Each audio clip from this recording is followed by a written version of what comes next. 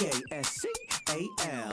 You are now rocking with that dude Pascal. We be going wild, Haitian in the building, so original. Got the haters catching feelings. Get your hands up to the ceiling and keep them held high, cause St. Louis isn't ready. Forget about it, goodbye. Hold up, we just saying hi. Five somebody, rise up. Weekdays, catch us live, somebody. Let's go.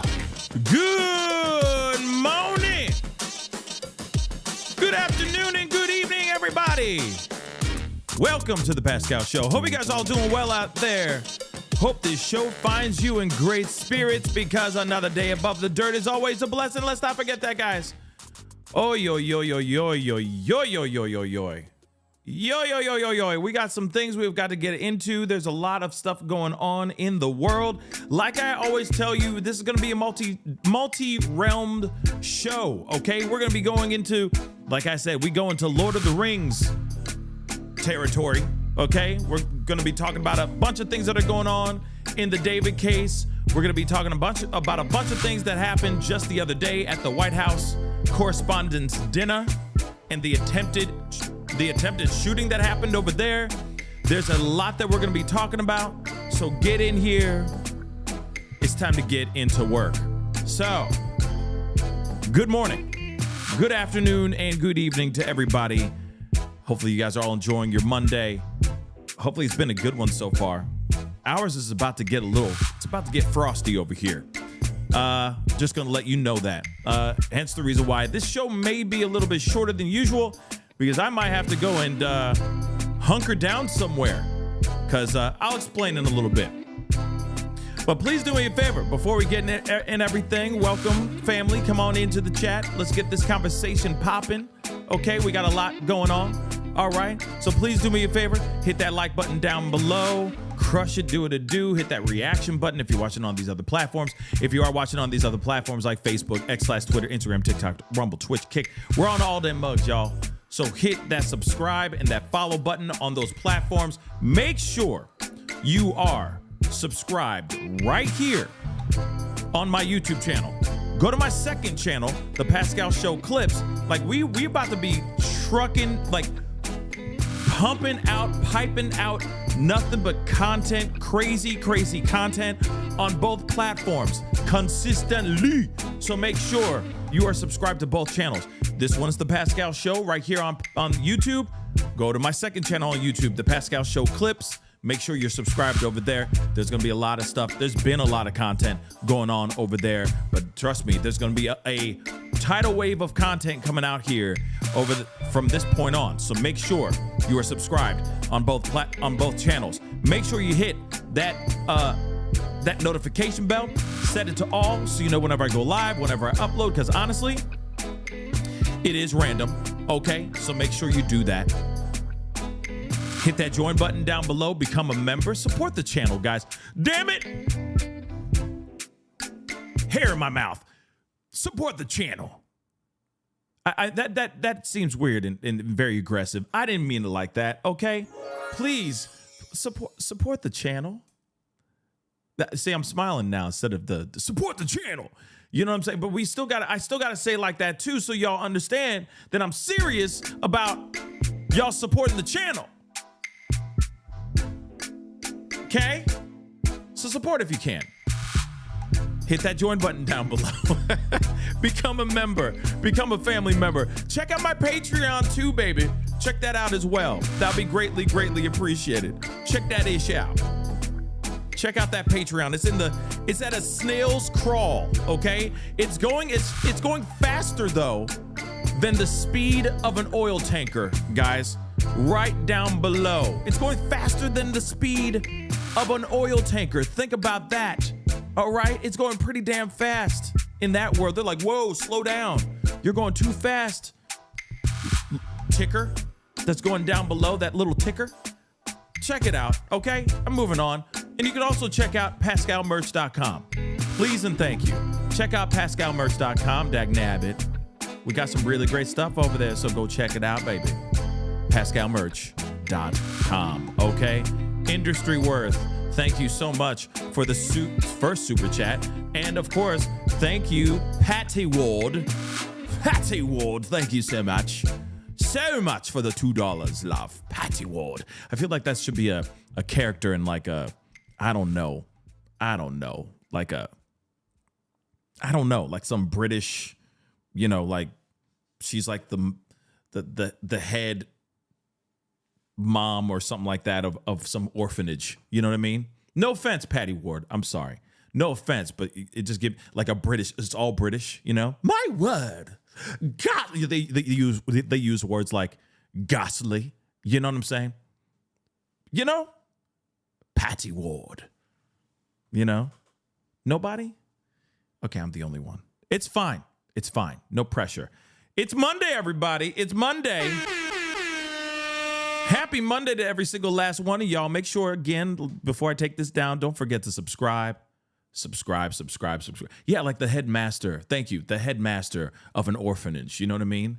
You don't want to get Miss Patty Ward angry. No. You know what I mean?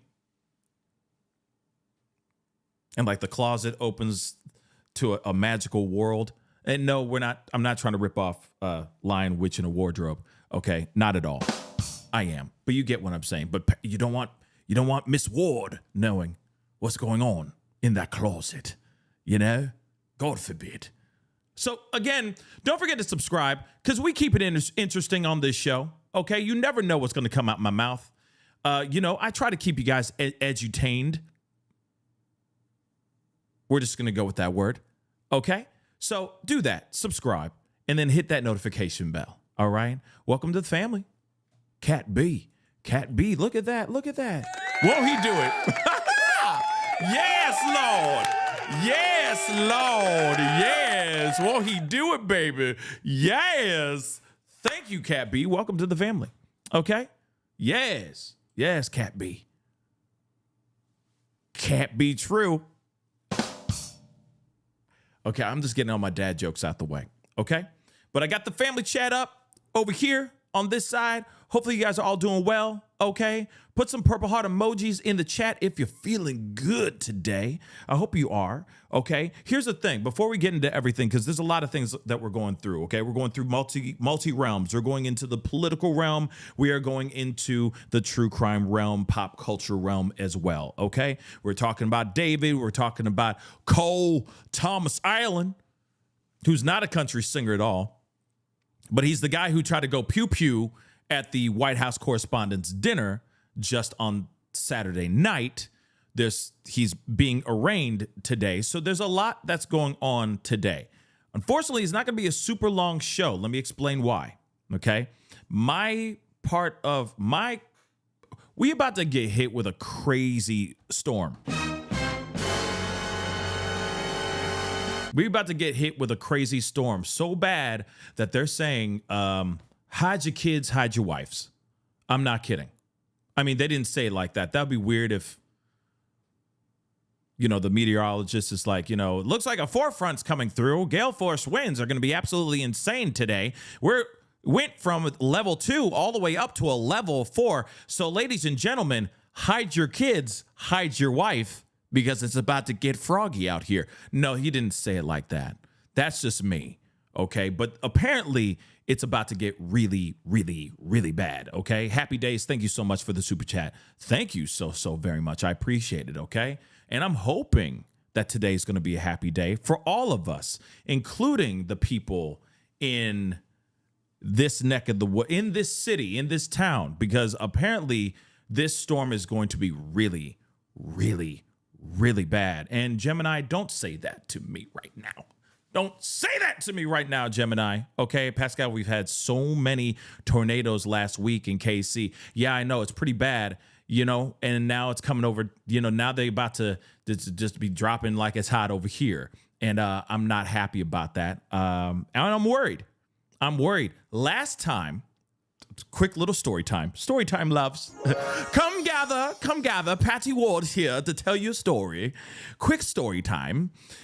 Here's the thing. All right. Back last year, we were here chilling. I got at the very last minute a severe tornado watch warning, right? Within 5 minutes of receiving that tornado warning, everything outside went upside down. I'm not kidding. The internet went out, all that. And all y'all were like, what happened? What happened to Pascal? Because we got hit with a very, very bad tornado. That was about a year ago. And I was here. And you know, if you just looked outside the crib, there were trees. Like, you can't even wrap your arms around the trees were ripped out by its roots. Some of these trees were snapped in half right outside my door. Pretty scary stuff. It turned bad really quick, XDG. So again, there's a lot of concern about that. I know we're not here to talk about the weather literally, but I do want to give you guys that heads up. It's about to get there's potential of it getting really, really, really bad here. So again, that's why I'm saying, you know, it's going to be a shorter show because we kind of have to figure out what our plan A and plan B are going to be, because we don't know what's going to happen with this storm. Okay, just so you know. All right. So fingers crossed. I'm praying for everybody as well in the area, in the surrounding areas as well. It's about to be bad. And I'll give you guys updates when there's updates to be had. Okay. Fingers crossed. Okay. But we are here to talk not about storms and tornadoes. Okay. There are plenty other platforms that do all of that. Seriously. Okay. Yeah, Kimberly, I was out there interviewing a whole bunch of people, showing the damages, showing all the roofs that were ripped off the top of homes and all that. People trying to just get their lives together, trying to gather their belongings, etc. It was pretty bad. I'm hoping that we don't have to live through that again. Kyla, thank you so much. Prayers for everybody's safety, of course. Extra charger. Yep. Your extra charger, extra batteries for your phones, etc. You are absolutely correct on that. Okay.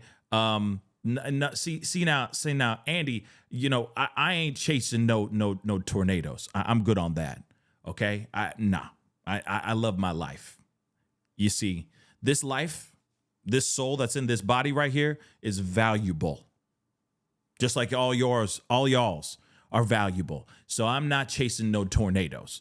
If there is disaster in my area, I'm going to show it, but that's after the fact. You see what I'm saying? So I'm good on all that. Okay. I'm good on all that. We good.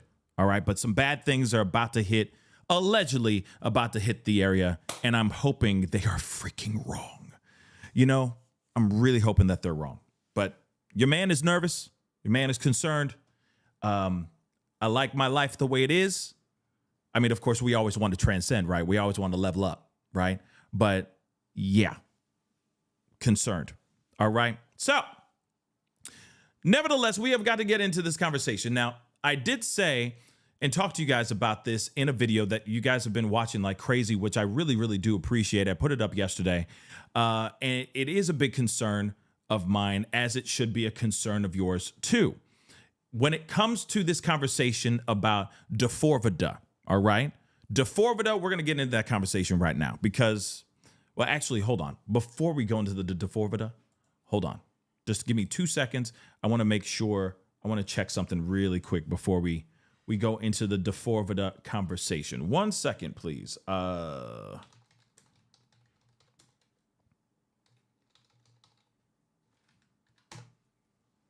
I just want to see something for myself.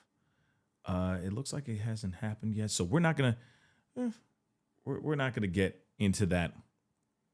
I will, though. I am gonna play this first.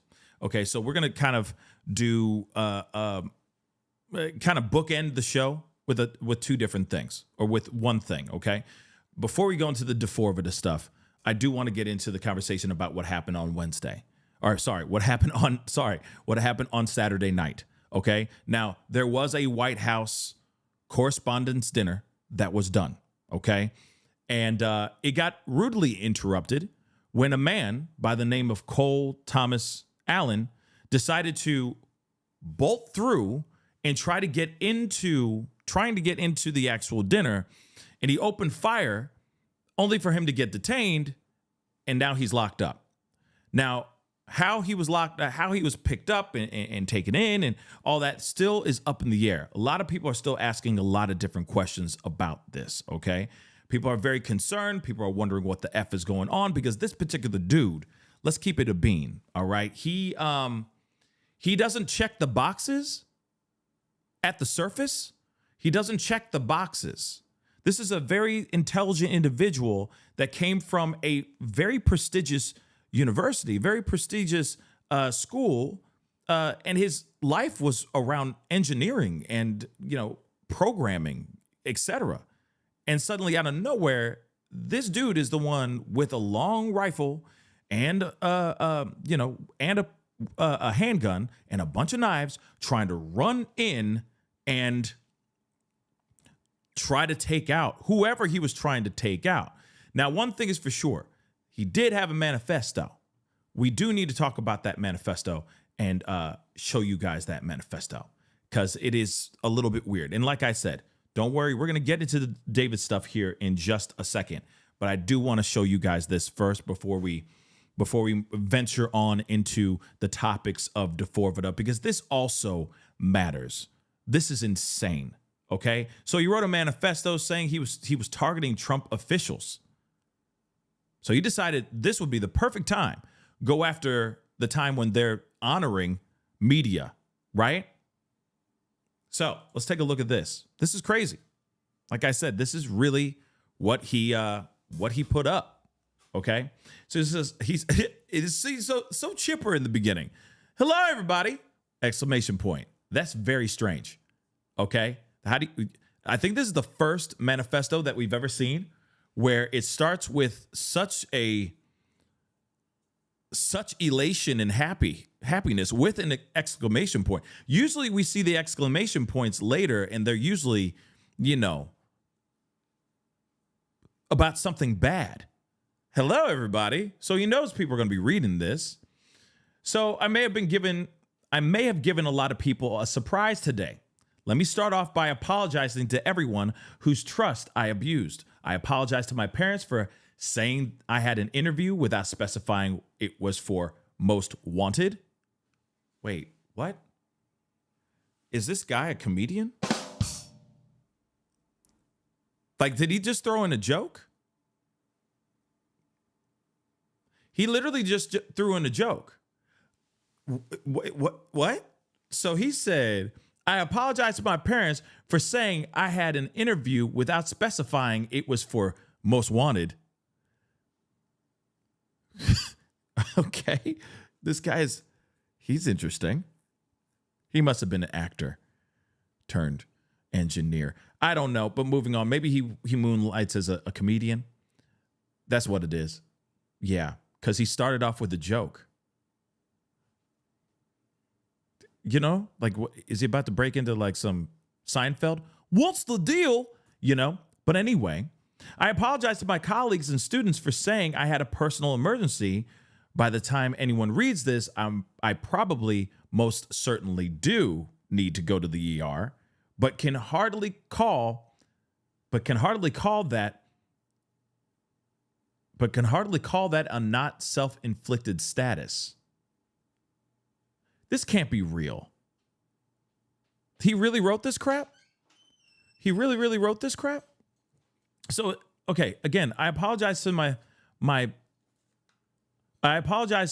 colleagues and students for saying I had a personal emergency. By the time anyone reads this, I probably most certainly do need to go to the ER, but can hardly call that not a self-inflicted status. Okay, I apologize to all of the people who I traveled next to, all the workers who handled my luggage, all the other non-targeted people at the hotel who I put in danger simply by being near. I apologize to everyone who was abused and murdered before this, to all those who suffered before I was able to attempt this, to all who may still suffer after, regardless of my success or failure. Yeah, he thinks this is like, is he doing like the best man speech at the wedding? Like, this is weird. This is giving Tyler Robinson, my love, my furry love, right? Is that not giving? It's giving a little bit. But moving on, I don't expect forgiveness, but if I could have seen any other way to get this close, I would have taken it. Again, my sincere apologies. On to why I did any of this. I'm a citizen of the United States of America. What my representatives do reflects on me. I am no longer willing to permit any PDF, artists, and traitor to coat my hands with his crimes. So he's talking about Trump. Well, to be completely honest, I was no longer willing a long time ago, but this is the first real opportunity I've had to do something about it. Moving on. While I'm discussing this, I'll also go over my expected rules of engagement. Probably in a terrible format, but I'm not military, so too bad. Administration officials, not including Mr. Patel, they are targets, prioritized from highest ranking to lowest. Hold on.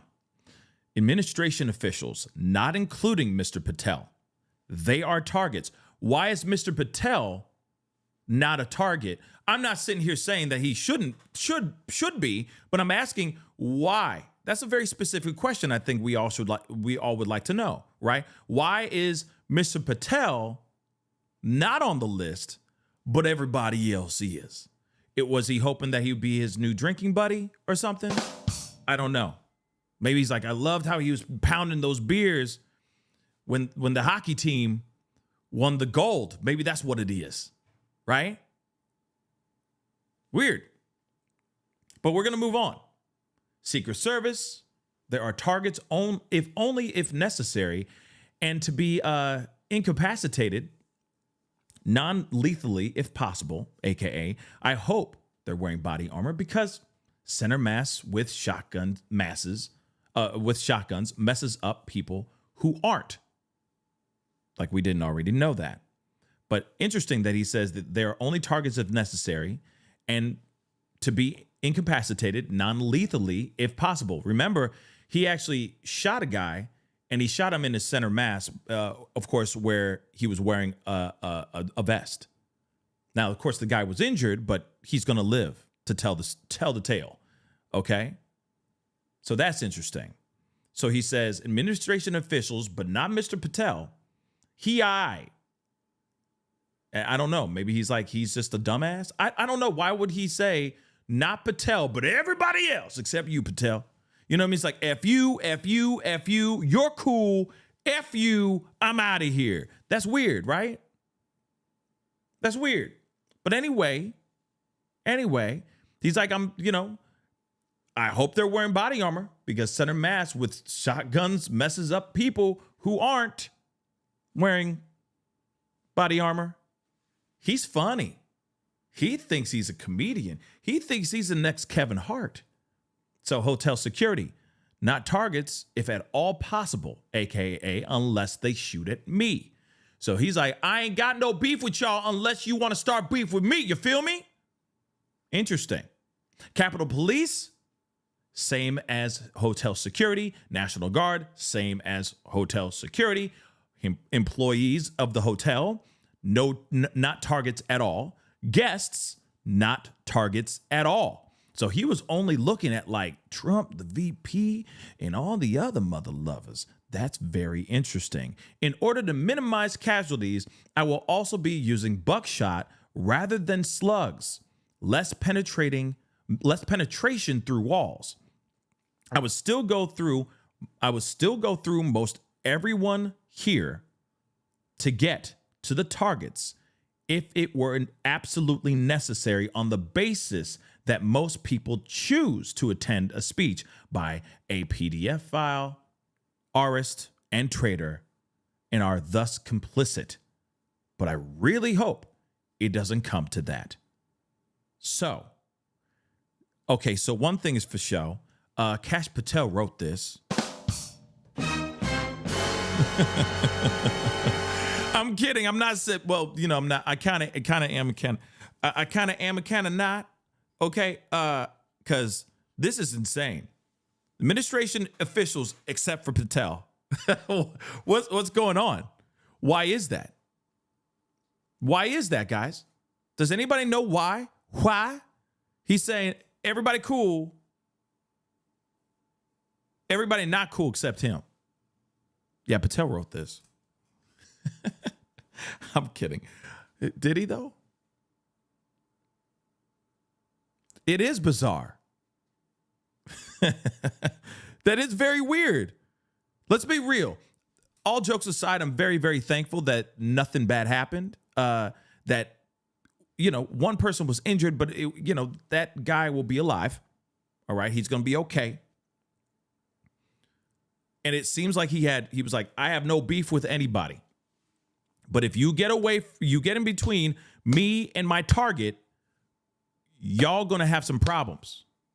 Don't start no ish, won't be no ish. I have no issues with you. Step out the way and let me proceed on my what I'm focusing for, on my journey, right?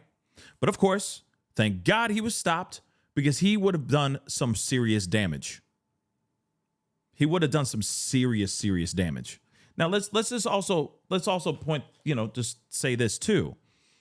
Who's to say that, you know, anybody else, any bystander was just trying to jump in and trying to stop things from happening, so on and so forth. I mean, this could have been an absolute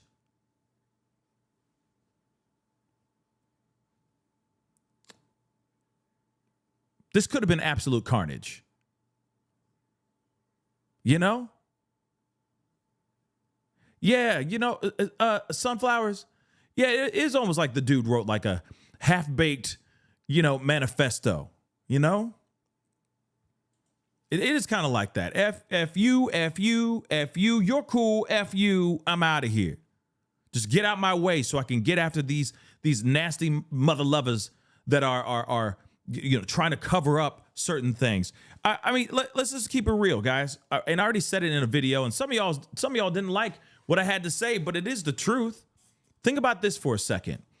Trump had a correspondence dinner for the very people that he absolutely hates. Make that make sense. Hold on. I need you to understand this. Because one moment, Trump, on that day at the correspondence dinner, he's so loving to media. He's like, thank you so much for how you guys were covering the situation. Nobody went over. Great reporting, everybody. And then he gets asked a question, which is a viable, damn good question. And he goes off and he's like, you guys are terrible. Y'all are horrible. Absolutely terrible people. This is it's like, wait a second. You just were kissing media's ass and saying, we went through this together. Brothers and sisters, we survived. Thank you to Secret Service and local PD. See, they don't mess around here. But now we have a kindred connection now because we went through the fray together. And then the very next day, he gets asked a very normal question, specifically because of what this guy wrote in his manifesto. And this guy literally goes and says, F you guys are terrible. Can't believe you're even asking me about this. How dare you? You disgust me. This is the reason why I don't like media. Y'all are fake news. What? Just the other day, you're sitting there singing, kissing they asses. Hold on, let me just show this to you guys real quick. You got to see it. Here's the proof right here, man. He said it right here, and it's like, wait a second, I thought we all loved each other. Where's the love? Why do you hate us so much? I thought we were cool. But nope. The so-called manifesto is a stunning thing to read, Mr. President. He appears to reference a motive in it. He writes this, quote, administration officials, they are targets. And he also wrote this, I am no longer willing to permit a pedophile, rapist, and traitor to coat my hands with his crimes. What's your reaction to that? Well, I was waiting for you to read that because I knew you would, because you're horrible people. Horrible people. Yeah, he did write that. So, what? What? Like I said, I thought we were cool. I thought we were Gucci, baby. I thought we were totally cool, man. I thought we were best friends. We just went through hell together, and we're back. We came through it together, and now we're terrible people. Huh? Crazy. I'm not a rapist. I didn't rape anybody. Do you not a think he pedophile. was referring to you? Excuse me. I'm not a pedophile. You read that crap from some sick person. I got associated with all stuff that has nothing to do with me. Oh, boy. I was totally exonerated. Your friends on the other side of the plate are the ones that were involved with, let's say, Epstein or other things. I think he meant fence and not plate, just so you know, because I've never, I guess he was doing baseball. We gonna say he meant baseball terms, not actual the dinner plate, because eating dinner's not a competition, unless you're like in a hot dog eating contest. So I don't see how you be on the other side of the plate. Period. But I think he meant fence. I think that's what he meant. But I said to myself, I'll do this interview and I read the manifesto. He's a sick person. But you should be ashamed of yourself reading that, because I'm not any of those things. Mr. President, and I these was are never, the gunman's words. Excuse me. You shouldn't be reading that on 60 Minutes. You're a disgrace. But go ahead, let's finish the interview. The other thing. See, now, hold on. I gotta. Come on, man. Real talk. He wrote a letter, this manifesto, and that's exactly what he said. This is what this monster said. Is it wrong for a journalist to do their journalistic duty to ask a question about that? He could have answered that question in such a different way, but he chose that route. But see, here's the thing. Anytime there is any media that says anything with a little pushback that challenges him, he gets angry and he goes the rude route. He goes the bullying route. You're a disgrace. You're just terrible. I am not anything he said I was. I am not any of that. You're a disgrace. Shouldn't have even asked that question. How dare you? I am a good president. Best ever. You know what I mean? And it's like, wait a second. Homie, she's just asking a question to hear what your thoughts are on that. It would be wrong for her to not ask that question. Your life was literally compromised in that moment. Just like you got clipped in the ear. Why can't we just answer the question in the most diplomatic way? Every time he is challenged in a question, he instantly will sit there and go, that's why you're a disgrace. You're a disgrace. Terrible, terrible. I can't believe you asked that. You're so disrespectful. What? She was doing her job, y'all. She was doing her job. I don't see any problem with this. Do you? But again, we may circle back and look at the full interview if we have time later on. But nonetheless, that is pretty insane. That the guy is literally saying that he was targeting you. He was targeting you and all your other boys and girls of the administration. So she's just asking a question and doing her job. She was doing her journalistic duty. And he just goes off. You're a disgrace. I don't know what to tell y'all, but this is his MO. You notice that everybody else takes that MO as well. Look at Caroline.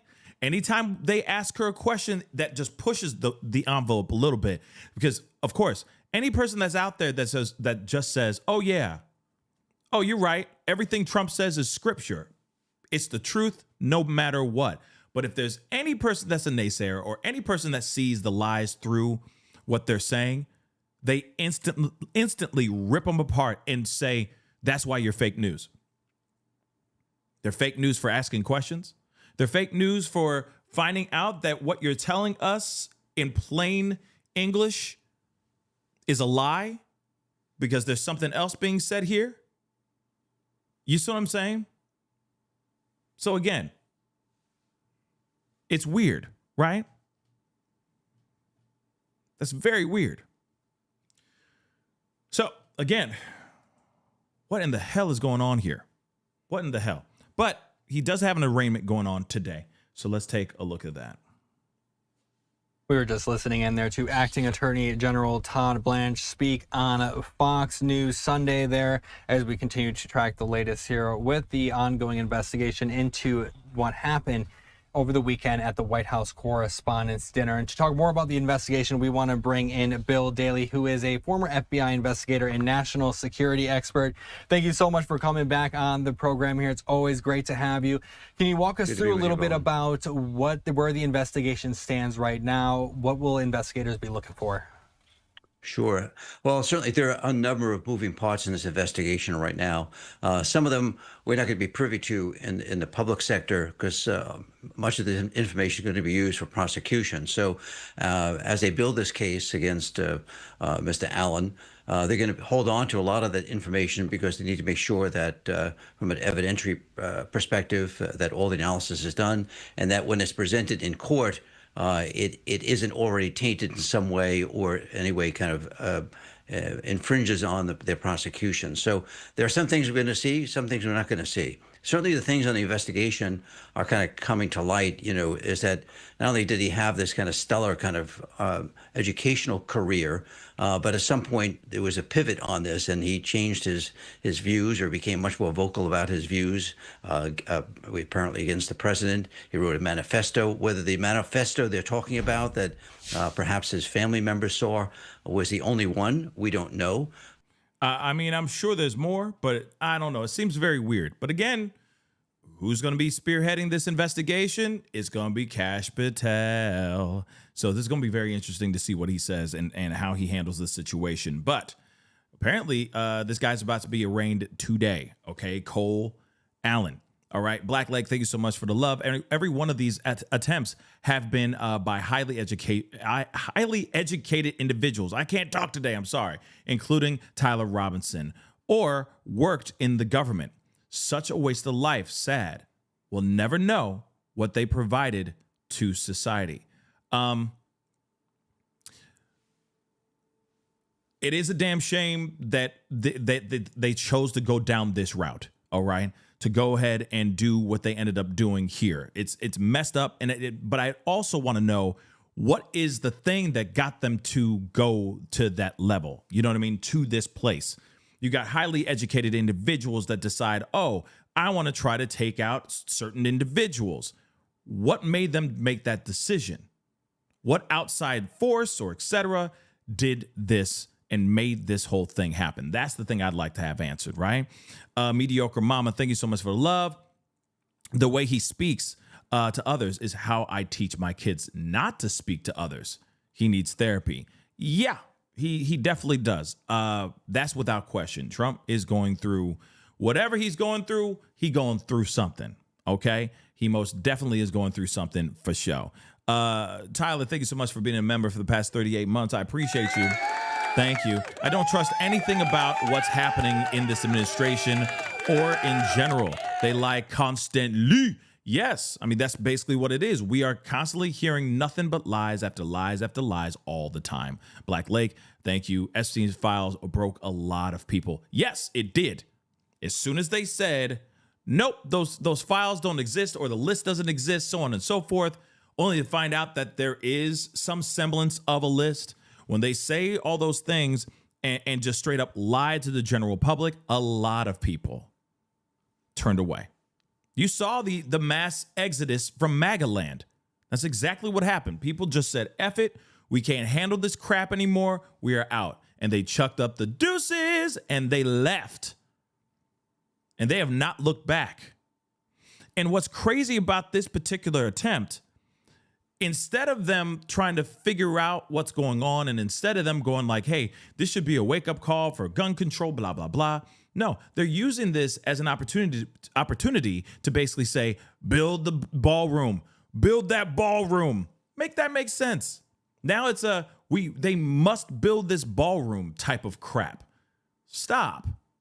Shut the hell up. But that's the thing.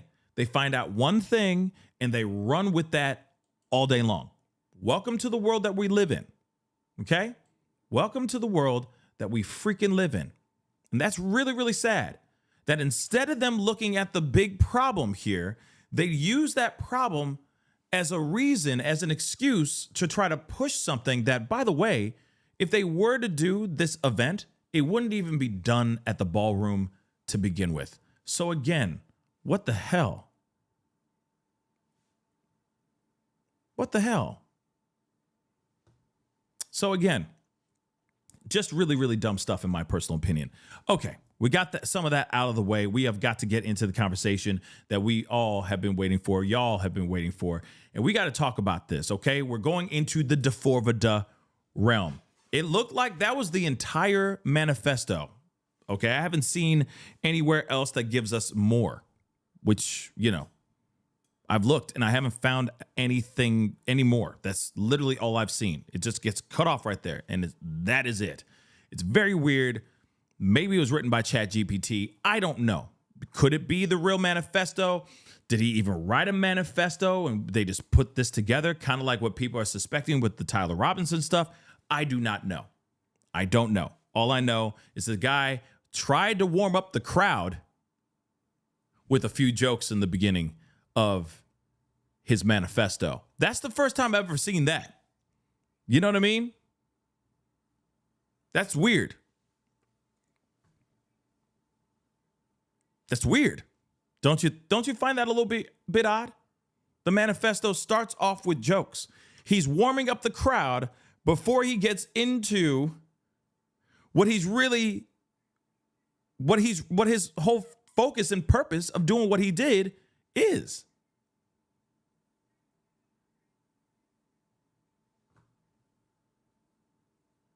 It's weird. Okay? Weird. Okay? But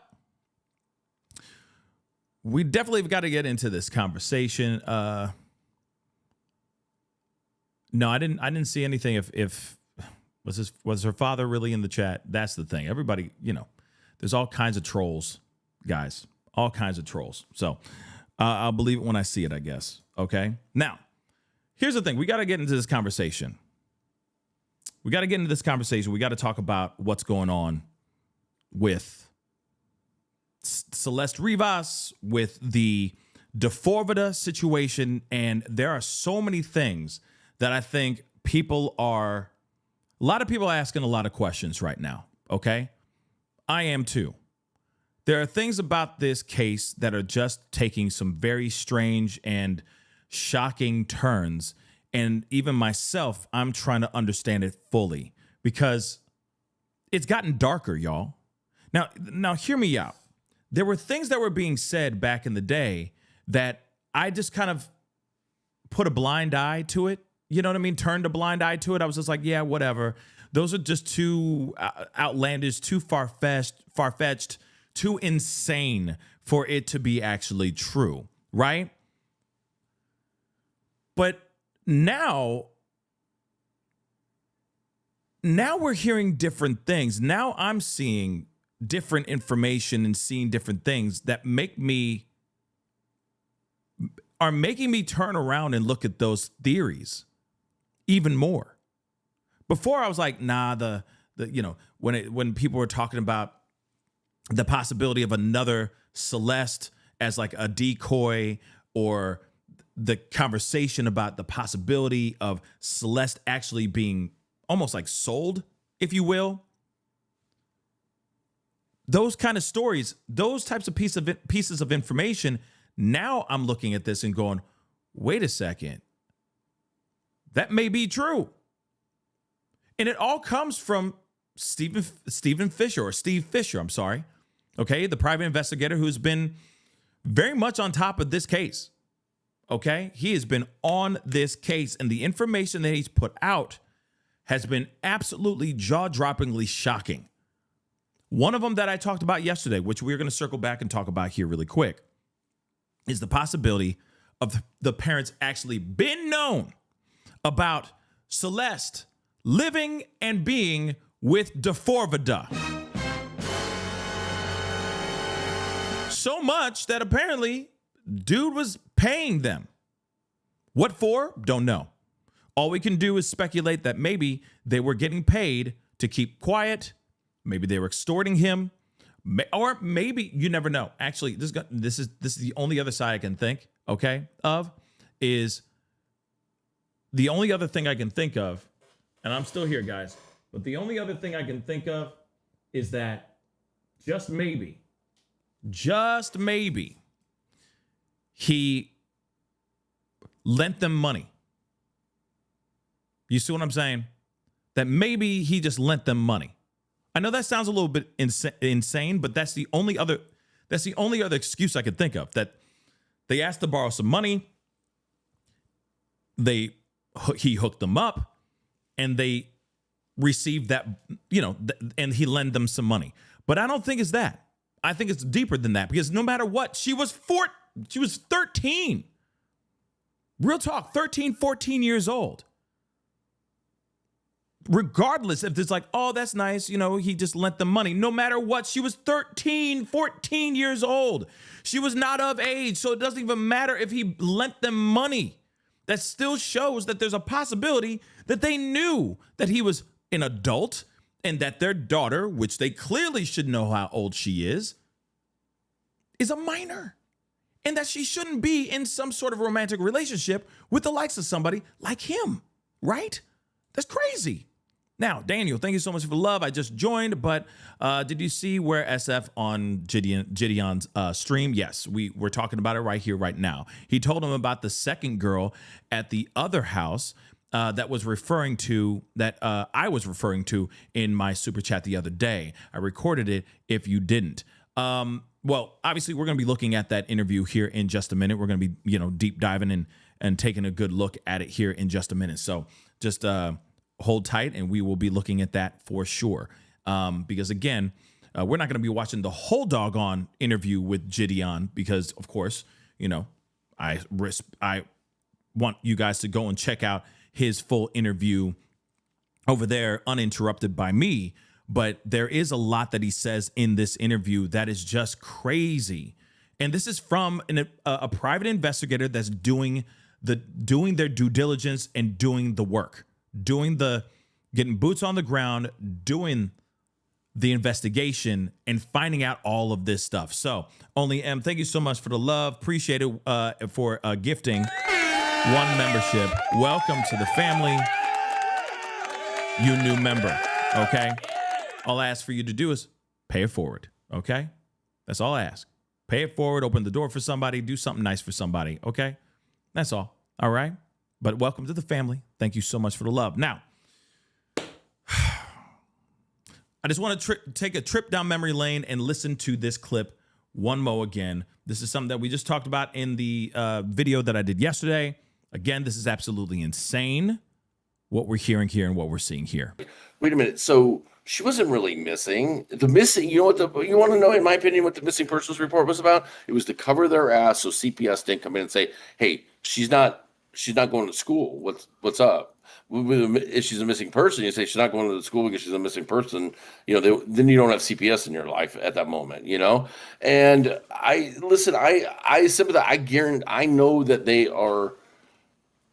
I know that they're grieving. I know they lost a daughter, but goddamn, she shouldn't have been allowed to be. She was gone a year and a half, man. A year and a half. Like, somebody should have said, maybe we shouldn't be letting Celeste live her own life. There needs to be accountability. Well, I went with the charge. Could you see potential charges being pressed on the parents, or do you think that for press reasons and?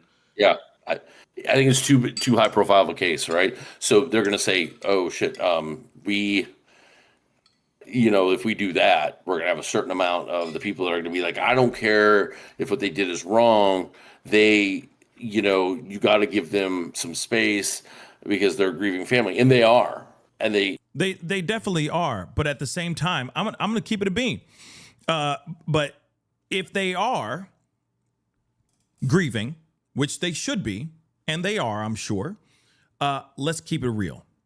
That still doesn't change the fact that if they had something to do with putting their daughter in harm's way, knowingly putting their daughter in harm's way, they need to be charged for that, period.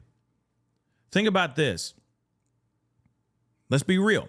As much as we think and believe that David D4vd is an absolute monster, I'm sure he was mourning her demise at one moment. It may have been brief, but I'm sure he was mourning her death. So that doesn't change anything. He's still a monster. You see what I'm saying? She's still a monster. Period, point blank. And whatever he did to her, he should be charged for that. Oh, you feel bad for taking her out? Oh, no, you still get a charge. You still should be looking at life in prison, if not the full price, if not DP. And it's still a possibility that he could get the DP because of what he did. It's disgusting. So let's just drag that same reaction over to the parents. Now, let me just say this too. This is all alleged.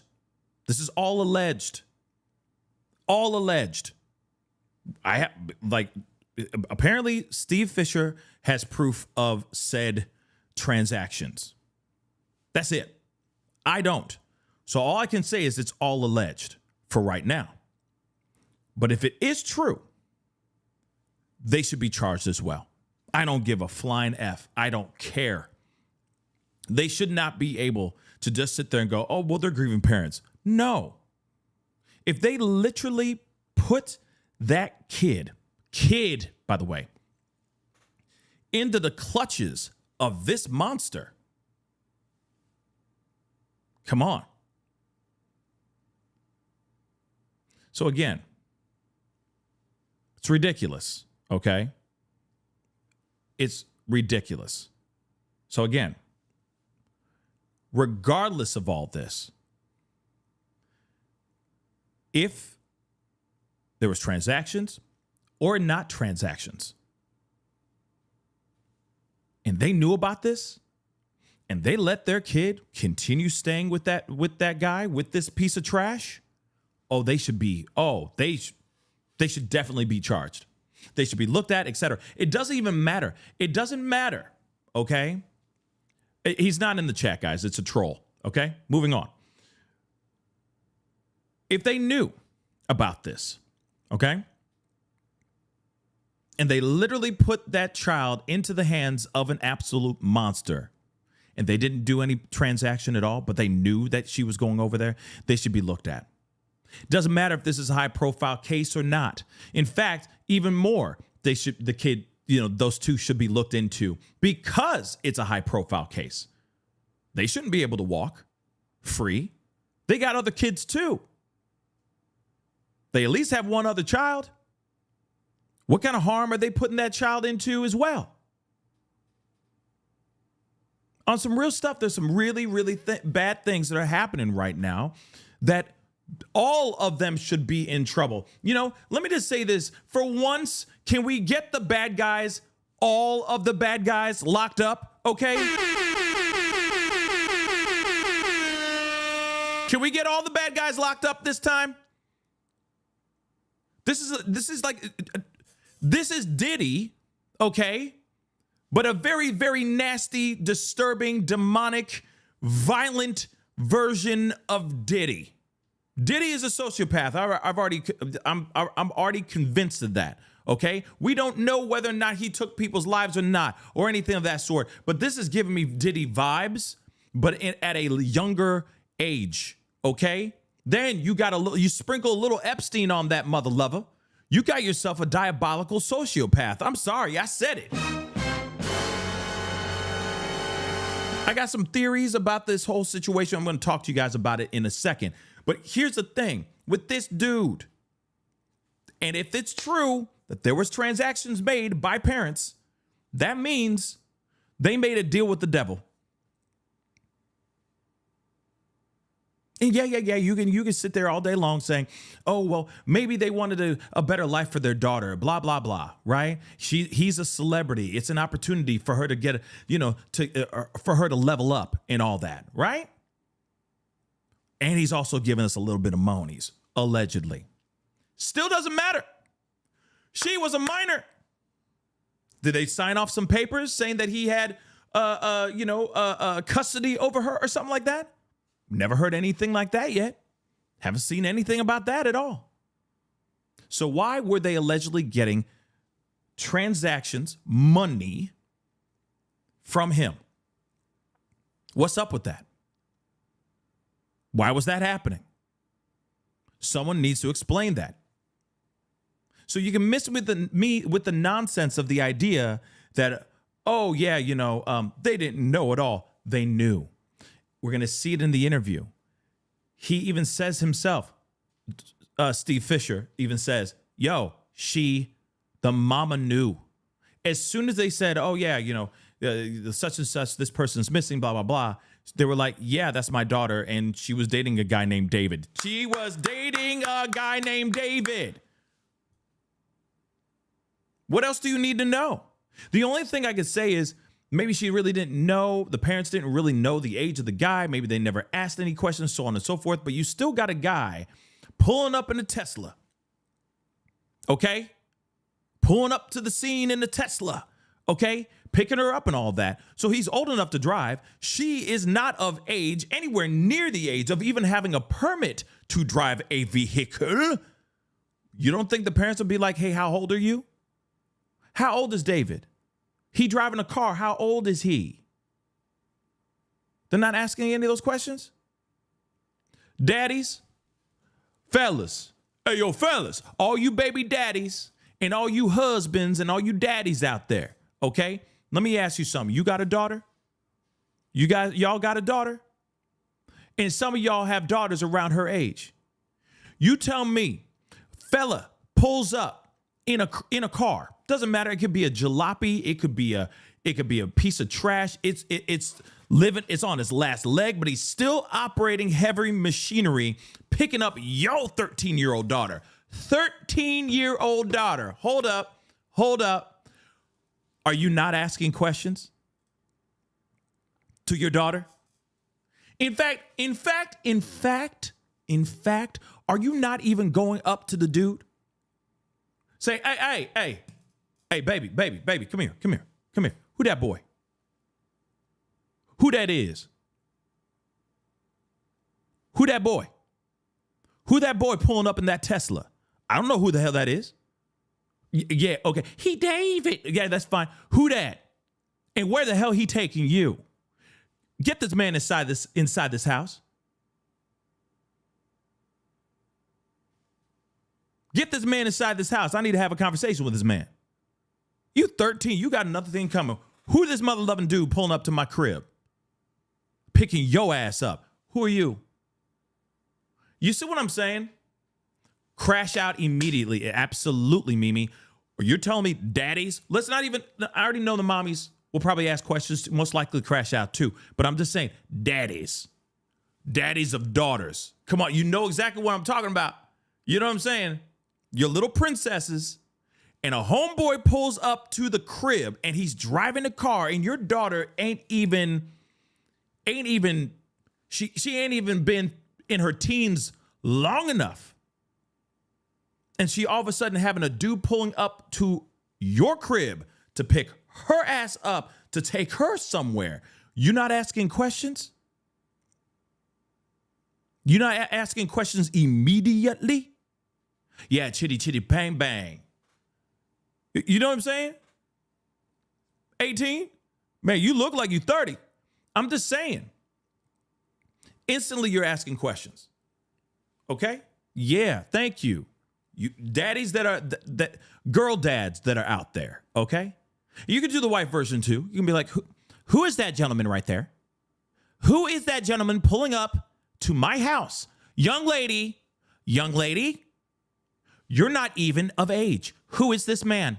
Can I talk to him, please? Bring him in here right now. You're not going anywhere, young lady. My love. Sorry.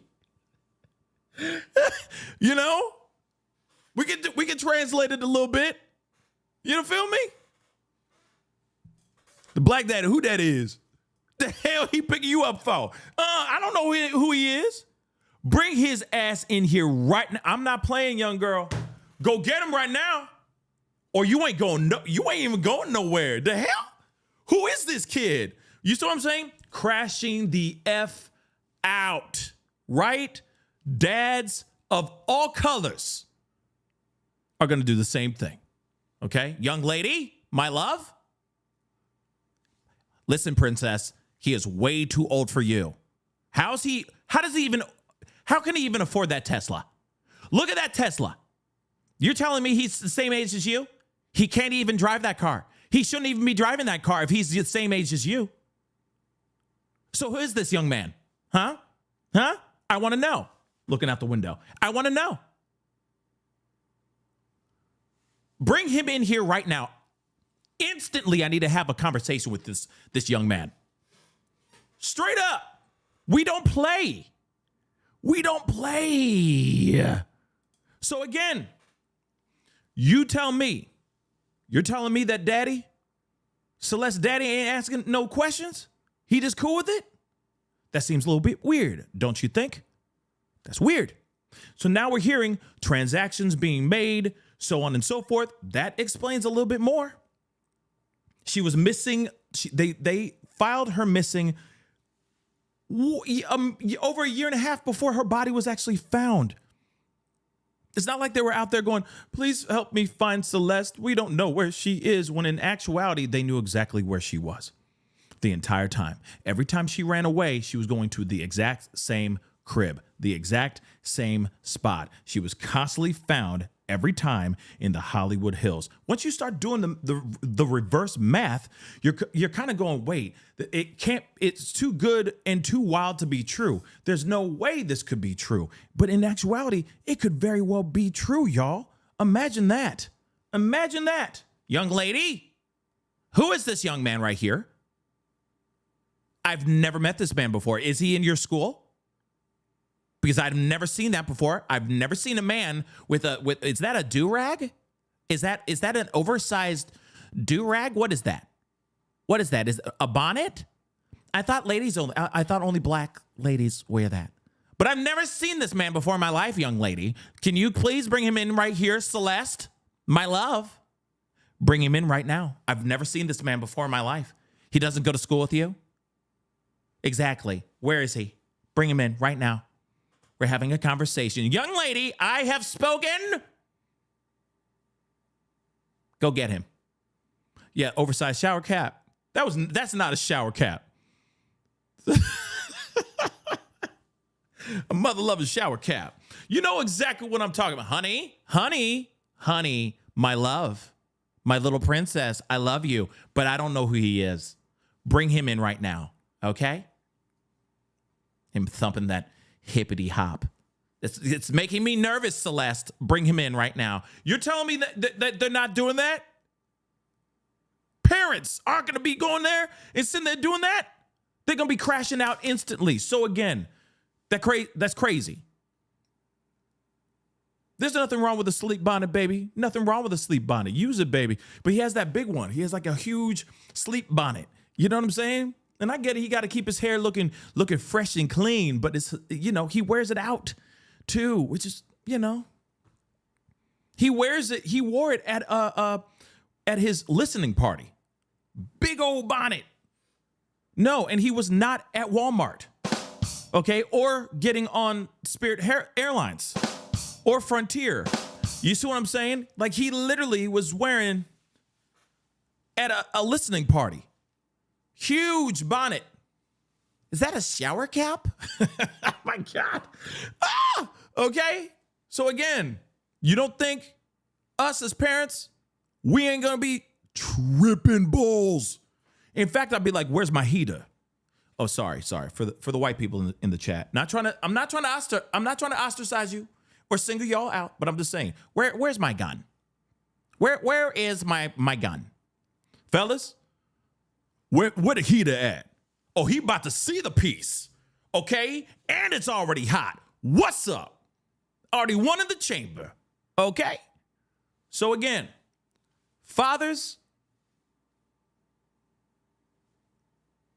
would be losing their freaking minds, guys. But they allegedly were getting financially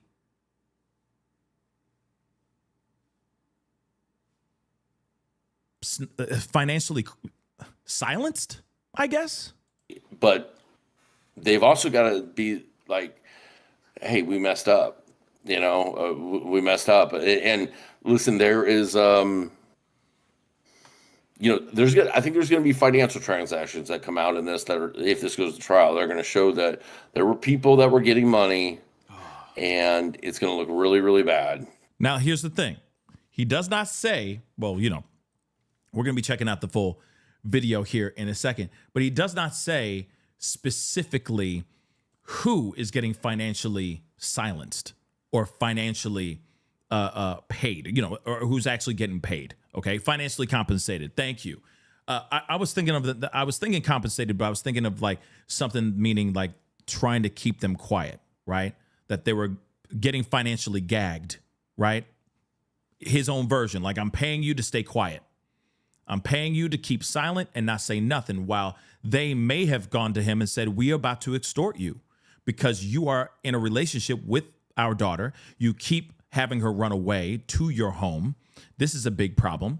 And he may have been like, listen, I will pay for you guys to stay quiet. And they probably were like, I bet. We need more money. If that means we don't have to pay so much on our mortgage, you just pay for our mortgage. You know what I mean? Give us enough to pay our mortgage and we'll stay quiet. We won't say a damn thing. In fact, we'll say that she's missing, but we already know where she is. Just keep paying us. Or give us one lump sum and then we Gucci. The fact that we already have a private investigator saying that out loud is absolutely, it's terrifying, guys. I'm just going to be completely real. It's terrifying. And there's so much more in this interview that we need to take a look at. So big shout out to Gideon. Okay, I'm actually going to speed this up a little bit so we're able to cover a lot more ground in this interview, but this is absolutely insane. So get in here. We're not playing the whole thing. I'm going to jump around and do a few, click a few, add a few chunks in a few spots and all that so we can hear what's really going on. But I'm telling you right now, if this is true, the parents need to be talked to as soon as possible. They just want to keep going. And it did keep going. And then when they did call it off, he's never made a comment, and he was never seen in public again. He was in West Hollywood, very close to Did he go back to the house that the manager had rented, or did he go somewhere else? So what happened was, after she was identified, they served a search warrant. LAPD served a search warrant on the house the next day. I believe it was September 17th. His management contacted the owner and basically said they were breaking the lease. They were going to have the movers come the next day, which they did, and they came and they grabbed certain things, but they left a lot behind. And they basically then said, anything that's left behind, just do what you want with. We're out. He's never seen again. Now we find out that he was in another rental house just a few miles away. Like what a lot of people are kind of confused with, and I was hoping that you could kind of break down better for us, is the car was reported to be a couple blocks away from his house. That house, it was at the house that the owners that you work with had? Yeah. Okay, so whenever I say the house, I'm talking about my client's house, which is some people call the mansion or whatever. It's the only house that we were aware of at the time that he was living in. Now there is a house before the lease started, which he did that famous live stream from, the delete everything. But it's Celeste in that one. That was actually filmed. So in was that that house. Celeste? So a lot of people say that was the other Celeste in that. So that live stream, that was Celeste in that live stream. The one where she talks about R-ing kids, and he says delete everything. That's Celeste. Do you know when that stream had happened? Gosh, if I remember right, that was like January of 24. That was right before she ran away the first time. Okay. Might have the date off by a little bit. So, but So, and then right after that is when she starts running away. And she has these series of runaway events. But it was no secret that she was with him. In fact, somebody close to the situation, her family, the school where she was going, wrote his management by email and said, paraphrasing it, there's a rumor that David might be involved in the disappearance of 13-year-old, Celeste Rivas. If that's true, please make sure she gets home quickly. And she got home. She arrived the next day. Now, first off, let me just say this really quick. Now, let me just say this really quick, okay? First and foremost, the fact that there was an email sent, because, I know a little bit in the future of this video because I've watched this. Two different things he just said. He was renting another place. He did mention that, where they were live streaming, where she talked about R-ing kids and all that stuff. And he's like, delete it. We're taking it. We're over. It's over. The show's over. The live stream's over. Delete. Bye-bye. You know what I mean? Remember that famous clip? Okay. That was in his other rental. He had another rental. So the speculation is that she was staying in that rental. Every time she ran away, she was staying in that particular rental, and allegedly with other people as well. And it may have been another victim that was living in that house as well. Don't have that solidified or not. There's just speculation on that part too. But there is something that is true, that there may be more than just one other victim, speaking with law enforcement and all that as well. That's also something that has been speculated and talked about in the rumor mill out here in these streets. The other part that he says here is that there is an email that was sent to the freaking school, y'all, where they're saying, hey, she's chilling with David. If we are hearing that this missing girl, Celeste, has been hanging out with a guy named D4vd, that is being sent to management. And then the very next day, she shows up at her family's front doorstep. Just so you know, that email was sent out on February of 2024. February 19th, if my memory serves me correctly, that email was sent out February 19th of 2024. Months later, just a few short months later, the family reports her missing in April of 2024. February, near the end of February, because February is short. Then you got March, and then April. The top of April is when they said she's missing. They reported her missing then, 6 weeks or so later. Interesting, right? They already knew where she was, but they were still posting that up, acting like they were new. Now, I've already seen it. Oh, yeah, I've already seen it. And I'm gonna be doing my own little deep dive into it, because clearly we still need to talk about Itami. There's a lot of people that have been talking about Itami, his alter ego. All right, that may have been, he may have been acting as Itami, doing this thing to his, doing this murder to Celeste, right? That it wasn't David, it wasn't D4vd. In fact, it was Itami, which is the Japanese word for pain. All right. So trust me, I've been seeing that information for a while. No, Strategic Eyes did a great job on it and all that. I saw the video. People have been sending that to me, being like, you need to check this out. And no. And I'm like, I've been seeing it, because it's a really good breakdown. I highly recommend you guys go check out Strategic Eyes breakdown, because it is insane. But I've been wanting to do my own breakdown where we just break it all down. But I'm looking up stuff as well, taking other avenues and all that to talk to you guys about that too. But a lot of people, not knocking Strategic. He's fantastic. Not knocking him, but there has been a lot of people that have done their breakdowns of Itami, or the Itami side. So that is something that I am going to be diving into as well, and doing my own telling of that information. But I highly recommend you guys go check out that live of Strategic. He did a fantastic live.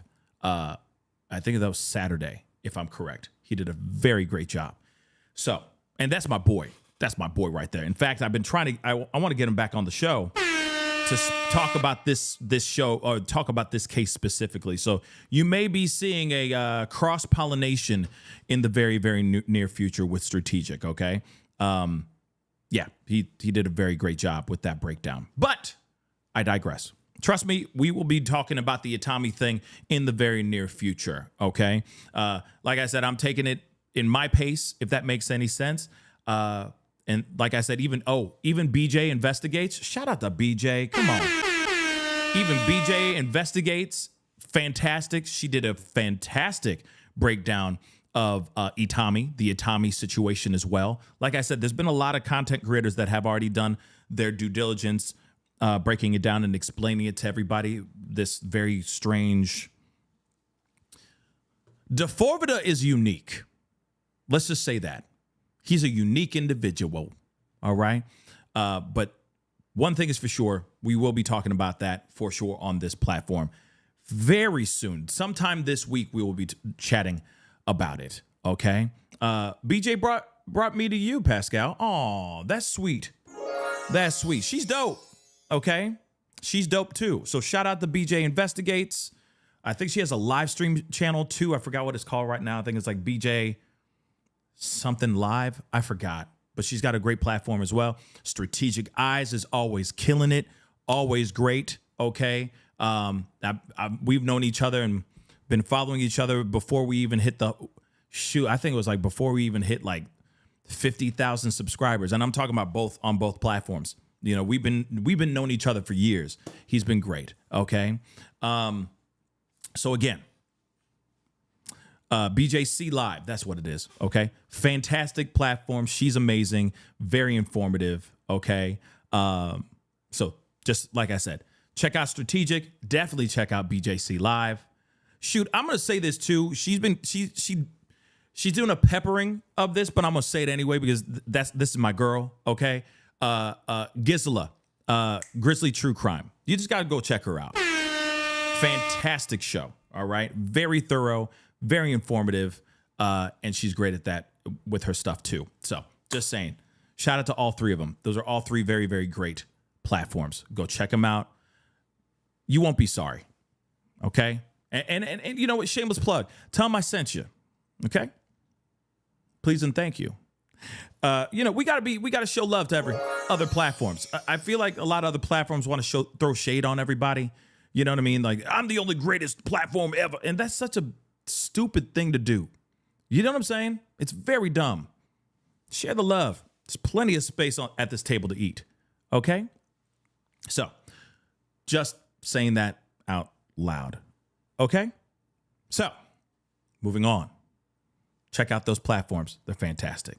Back over here, though. Clearly, there are serious breadcrumbs leading to showing that they all knew each other. That they all knew about this. That's what I mean. Sorry. That they all knew about Celeste being in conversations and running around with the likes of a monster named D4vd. That's it. I swear to God, I'm working on the t-shirt. There's going to be a D4vd t-shirt. I promise you. It's coming. I should trademark it for damn it. No, I'm kidding. Okay. But a t-shirt's coming, okay? A t-shirt is coming. Why not? Why the hell not, right? Now, this is all very bad. But then 6 or so more weeks later, the family files for her being missing. Why would they do that? Was there a conversation that was had? Basically saying, like, there's no way we're going to keep her here. Now, I get it. I get it that she was tough. I get it that she may have, been going through teenage angst and may have been difficult. It may have been really difficult to work with, to like deal with, right? But nonetheless, you are their parents. And no disrespect, I'm sorry, but you need to be trying to do everything you can to keep your daughter safe and keep your daughter home. But they chose this route. And now we're in this situation, but they have not caught anything. The family hasn't caught haven't been blamed or looked at in any kind of way. So we'll see what happens, right? And that email was received by his management company, and they did send it to him. I have proof of that. He was aware of it. So then she arrives back home, but then she runs away again. He was grooming her. He's a predator. This is not the only girl he was involved with. It was underage. When Celeste ran away on Valentine's Day, she showed up in the area. Oh, this is the exact same day that they're actually taking possession of the new house that they rented, my client's house. Yes, sir. Of course, my client doesn't. My client thinks it's Josh Marshall, his manager, but they take possession of it. So on that day, he's got Celeste runs away that day, and she's at the old house, the one where they did that live stream, delete everything, and he's got another minor at the new house, a mile and a half away. And bang, bang, bang, bang! Yo, there it is. I was waiting for that. So again, he had another little at that other house, which is something that nobody's really been talking about, which I find very strange. They haven't really been talking about this other house, this other rental, right? That's insane, guys. Okay, that's absolutely insane. Kimberly, thank you so much. Yeah, of course, I'm always going to show love and support to the platforms that are, to the good people and the good platforms that are out there, and there are plenty. Okay, I haven't mentioned them all, and if I mentioned them all, it would take all day to mention all of them. Okay, but again, that's crazy, guys. That you got all this. Okay, you got all this information that hasn't really been put in the forefront. Another rental. He had another house that he was renting, and he was putting people in that house. And we're hearing that from a private investigator that has nothing but time to find out the truth. He ain't coming out here making this stuff up. This is absolutely shocking information. So you got another house that David was renting, D4vd was renting, with other people living in that house. Other people like Celeste and another possible little. Well, another little, and allegedly there were other littles there too. It wasn't just Celeste and this other minor. There could be another one as well. This is what is being speculated and talked about in the rumor mill. I'm just letting you guys know about that. That is absolutely insane. Do you understand how insane that is? And no one's talking about this, guys. No one's talking about this. No one's out here going like, don't you find it eerie and odd that this dude has a whole other rental that people are living in, and some of those people are littles? No one finds that strange? Why isn't anybody talking about that? But we're hearing it right from SF Investigate's mouth. got pictures of that. So, that can be. This is kind of all new about there being like a new minor. If you can reveal, how old was this other minor that David was dealing with? She was 16 and 17. She was 16. This was going on for a while. Kind of like with what Celeste happened, with how Celeste went down. He was talking to her when she was 12. He was talking to Celeste as young as 12 years old, y'all. 12 years old. And then she started running away at 13. 13, 14 years old. And of course, she loses her life at 14. Then you got another one that's now 16, 17 years old that may have been groomed, okay, younger as well. This guy, it seems like this is there's a pattern here. We're seeing a pattern. Not all the littles are going to be around the same age as 10 and, 12 and 13 years old. Some are going to be, he's going to stumble across them when they're 14, 15 years old, right? And then he's like, yeah, come on, live with us. We're the outcasts. We're the weird ones. You won't be judged here. We're all artists here. Come express yourself and party with us and get high and have a great time. There's no judgment here. It's Never Never Land here, guys. It's Never Never Land. We can do whatever the hell we want. And don't worry, bills are already paid. I already got you because, I'm D4vd, you feel me? And I got a new album coming out. So I just need you guys. You guys are my muse. You guys are going to help me create more ideas and create better music and all that. Let me just be a part of my entourage. Crazy, right? Crazy. Now, just so you know, the other Celeste was apparently of age. So the other Celeste is not the one he's referring to here. Just so you know. Let's continue. I believe it goes back to when she was 16, 17 for sure. But he knew, she was underage. And listen, it's kind of the same MO. It's kind of the preying on those that, he can manipulate out of their environment, and there's others. There's another one too. So, I mean, and I guarantee that I can't guarantee, but no, I mean, any predator, they're always gonna have multiple victims. Yes, there's ones that I don't know about. Yeah. When I was in court yesterday, when I happened to be looking right at David, he was seated kind of in front of me, and they brought him in an orange jumpsuit, and they sat him down at the table with his lawyers, and they handcuffed him to the table. I didn't know what was coming out of the prosecutor, and I happened to be looking at him because I was like, man, he looks so different. He does not look like, David, the artist. He looks, he just doesn't look the same. And so I was looking at him, and then they were talking about when discovery, which is all the evidence and stuff, is going to be delivered to his lawyers, and the prosecutor comes out, and I don't know, I don't want to get you dinged off. No. It's literally say like you can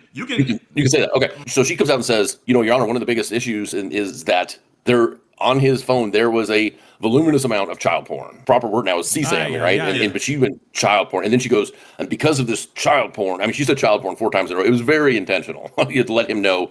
We know. He just he and don't get me wrong.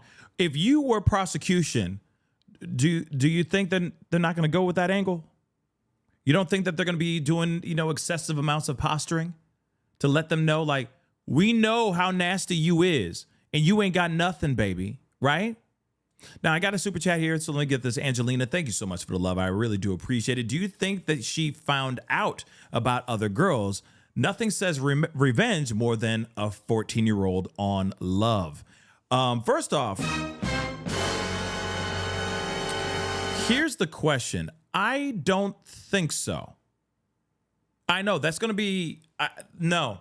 You want to know what my theory is? The last half I agree with. I think she's been known. I mean, they're all in this house together. She's young. She's impressionable. She's having a great time. She's with this artist. He is probably using using his power as far as financially speaking. He's got power over her financially. You know what I mean? He's taking care of the bills. He's paying certain things, so on and so forth. Bop, bop, bop. So you put all those things into consideration. You want to know what I think it happened is? Just ride with me here really quick. This is going to sound a little wild. Okay? And let me say this. This is just speculation warning. This is just my theory. My theory could be absolutely wrong. Don't take this as scripture, okay? My theory is this. Something obviously happened between the two. Something not good happened. I don't think it had anything to do with his lifestyle. I think that it was already known about his lifestyle, that he was, getting with the likes of Celeste and other littles. And you never know. There may have been a complete understanding of that, right? But she got dumped. Hear me out. Now, of course, I need to look this up and see what's going on, okay? And based exactly Ruby 7 Red. Exactly. Based on that live stream that we saw where he's like, delete everything. She been known that he was, he was doing things. And I don't think it was only just her. It was the other girl or the other little too.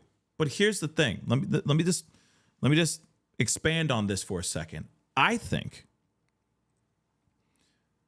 she got dumped and she got pissed off and said, I'm about to. I think she got dumped. I think he was asking her to move out. I think he was asking her to get the hell out because of them breaking up. And she got pissed. And then she said, oh, but I got this on your ass. That's what I truly think. I don't think it's a situation of, Oh my God, I just caught you with your hand in somebody else's cookie jar. I'm telling on you. How dare you? No, I don't think that was the case. I think that there was a breakup. And I think that she literally got mad and said, I'm going to make your life a living hell. I'm going to tell everybody, I'm going to tell on you because what you're doing is nasty and wrong. Right? And then all of a sudden he's like, oh, snap. What am I going to do about this? My whole album's about to drop. Da-da-da-da-da-da-da. Maybe she became too possessive. He didn't like that. He wanted to have his freedom back in a certain way. Maybe there was an understanding and that understanding became frayed or became, a little bit more translucent than more ironclad of an understanding. And then suddenly he was like, well, shoot, I'm about to level up big time. I'm doing music with the likes of X, Y, and Z. I'm about to be much bigger than this. I need to cut my ties off of this girl because she's just going to hold me down. And I want to keep living free. And then she said, oh, F you. I'm about to make your life a living hell. F you. Because I loved you and I supported you. I held you down. That's what I think. That's what I truly think. And then he said, damn, now what am I going to do? This is right around the time when this album's about to drop.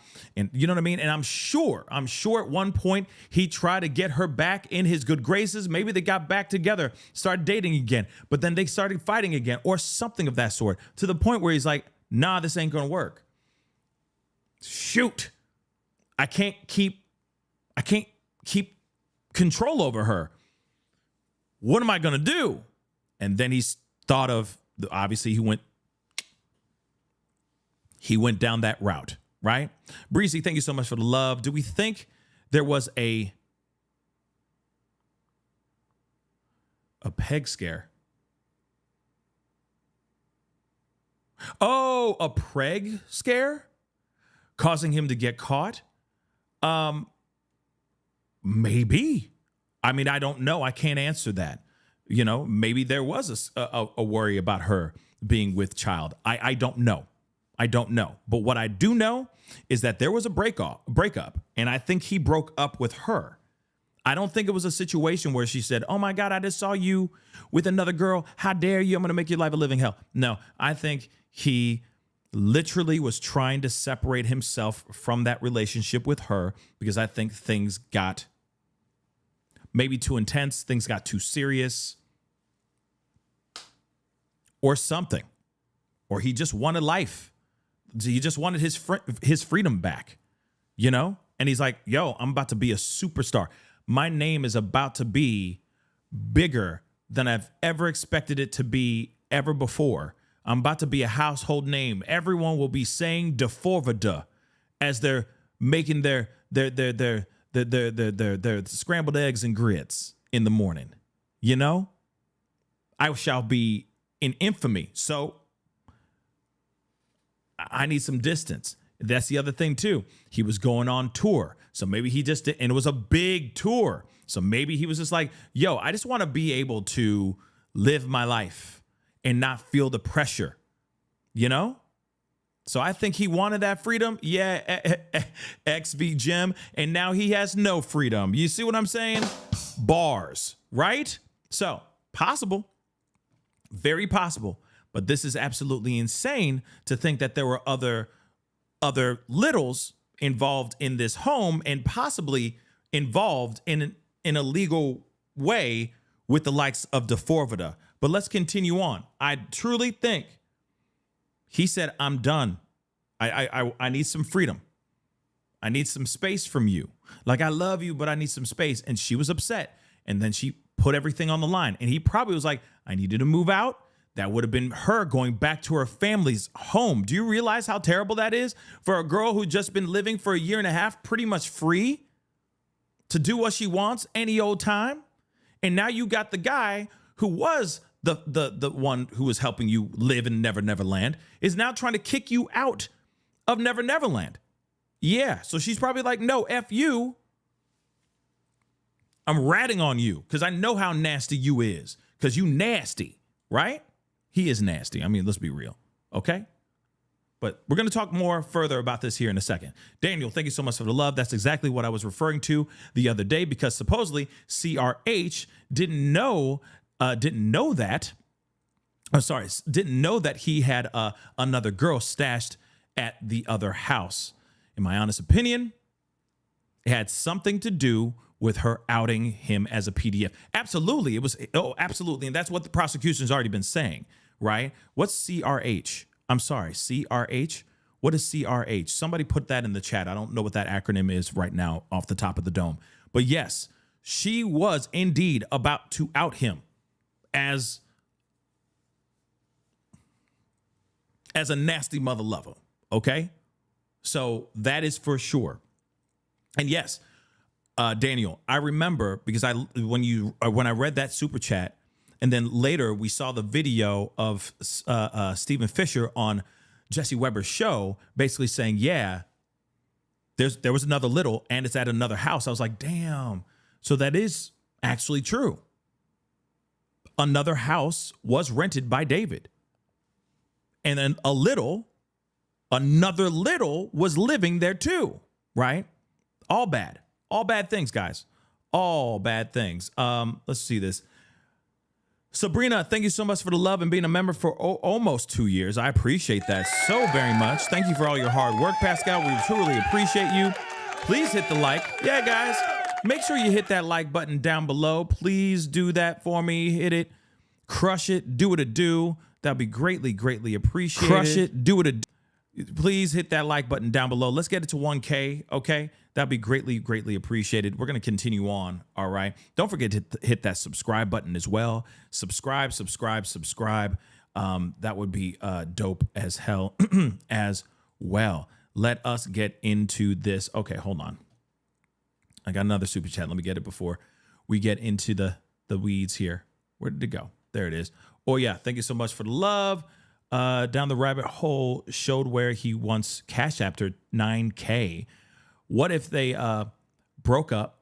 Cops questioned her while they broke up, and then she called to tell him she will tell. Interesting, Oya. I don't know. I'd love to see the CashApp of her getting 9K. That's absolutely insane if that is the case as well, for sure. But yeah, that would absolutely be news to me as well. But that is very possible. It is very possible that he broke up with her. Maybe they were looking into him because the rumors were out there. The town, okay, Lake Elsinore, the people of Lake Elsinore knew about their relationship. They knew about Celeste being missing. They knew about her being a habitual runaway. They knew about the relationship that she had with D4vd. So I wouldn't be surprised if they were starting to investigate slowly but surely into the relationship or into D4vd. Maybe that's what happened, right? Yeah, even the school. Thank you, Gabby. Let me just say that again, circling all the way back. Even the school knew. Even a teacher, which we already saw, a teacher was basically saying, yeah, this girl I used to teach, and she was going to school here. And yeah, she was in a relationship with this particular person, blah, blah, blah. David. And now she's missing. Now she's gone. Now she's dead. Right? We even saw that too. So the school knew. Her own town knew. His management knew. Everybody and their mama knew. Now we're hearing that the parents may have known. Come on now. Come on now. Miss me with the nonsense, y'all. Let us continue with our conversation. Stared straight ahead. He wasn't like, he didn't turn to his lawyer and like, what the hell? He knew, like, I think he knows that they got him dead to rights right now. So, but she made it sound like there's a lot on there. So I don't think it's just Celeste. I don't think it's just Celeste and this other minor that I'm talking about. I think that there's going to be a lot that he actually was in communication with, and I think there's going to be probably a lot of that material that he sought out on the internet. Back to the timeline. So I didn't know this. So it was January 2025 when that live stream happened, or 2024? Well, she'd been gone well over a year when this was going down. I believe that live stream was January 2024. Then she starts. Then in February, is when then there's Runaways, and then getting into around Valentine's Day, she runs away again. And then it's a year. It's well over a year that she's gone before we now know that this happened, according to prosecutors, in April of 2025. So she's gone a very long time.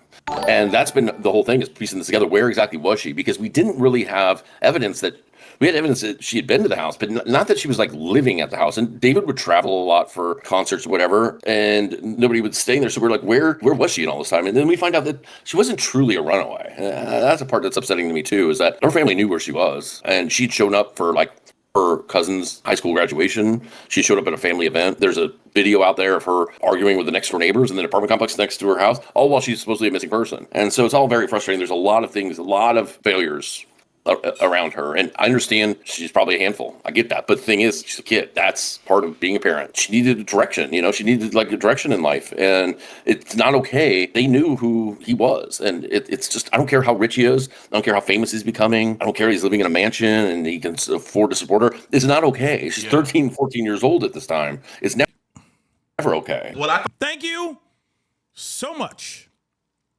Steve Fisher from downtown.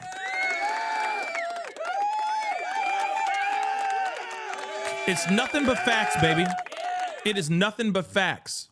It doesn't matter if she's a handful. Doesn't matter if she's just, just a straight up witch to you all the time. Just mean. Just straight up mean. Doesn't matter. That's your kid. You are legally responsible for her until she is not a minor anymore. Or unless you emancipate her or something like that. But other than that, legally you are supposed to take care of that kid until they are 18. And that's it. And then you can set them free. They can do whatever the hell they want after that. And I get it. That puberty and being young and all that, okay, is a tough time. Even for the parents, y'all. Ooh, let me tell you that one more time. It's really hard, even for the parents. Just because, you're going through your changes and you're like, oh my God, you don't understand me, Mom. That kind of thing. What do you think the parents are going through too? They're going through hell with you. You might be thinking, I'm going through hell because I'm going through changes. You know what I'm saying? And you're sitting there going, things are hair is growing in different places. Your voice is dropping. You're getting your menstruation. You know what I'm saying? All these things are happening. Okay, to all of us.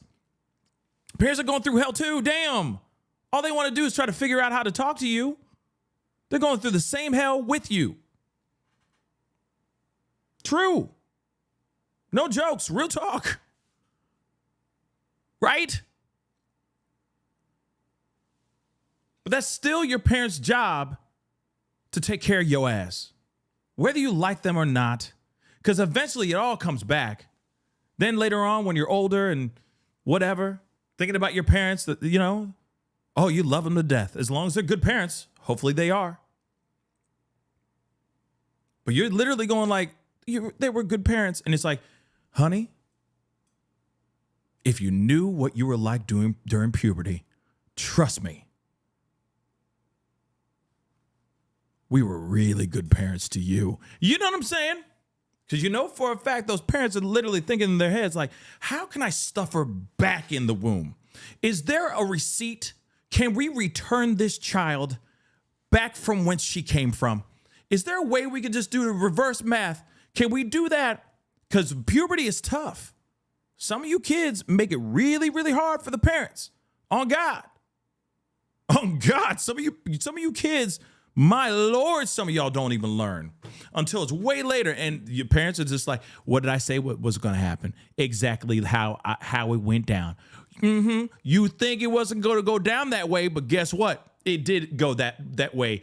How did it go? Exactly how I said it was going to go down, but you didn't want to listen to me. Oh, no. No, you didn't want to listen to me. And exactly what happened, exactly what I said was going to happen actually happened. But a lot of us parents have to keep that all inside. We keep it all inside. That's why most parents die of cancer so quickly, okay? Because the stress and keeping it all bottled up, okay?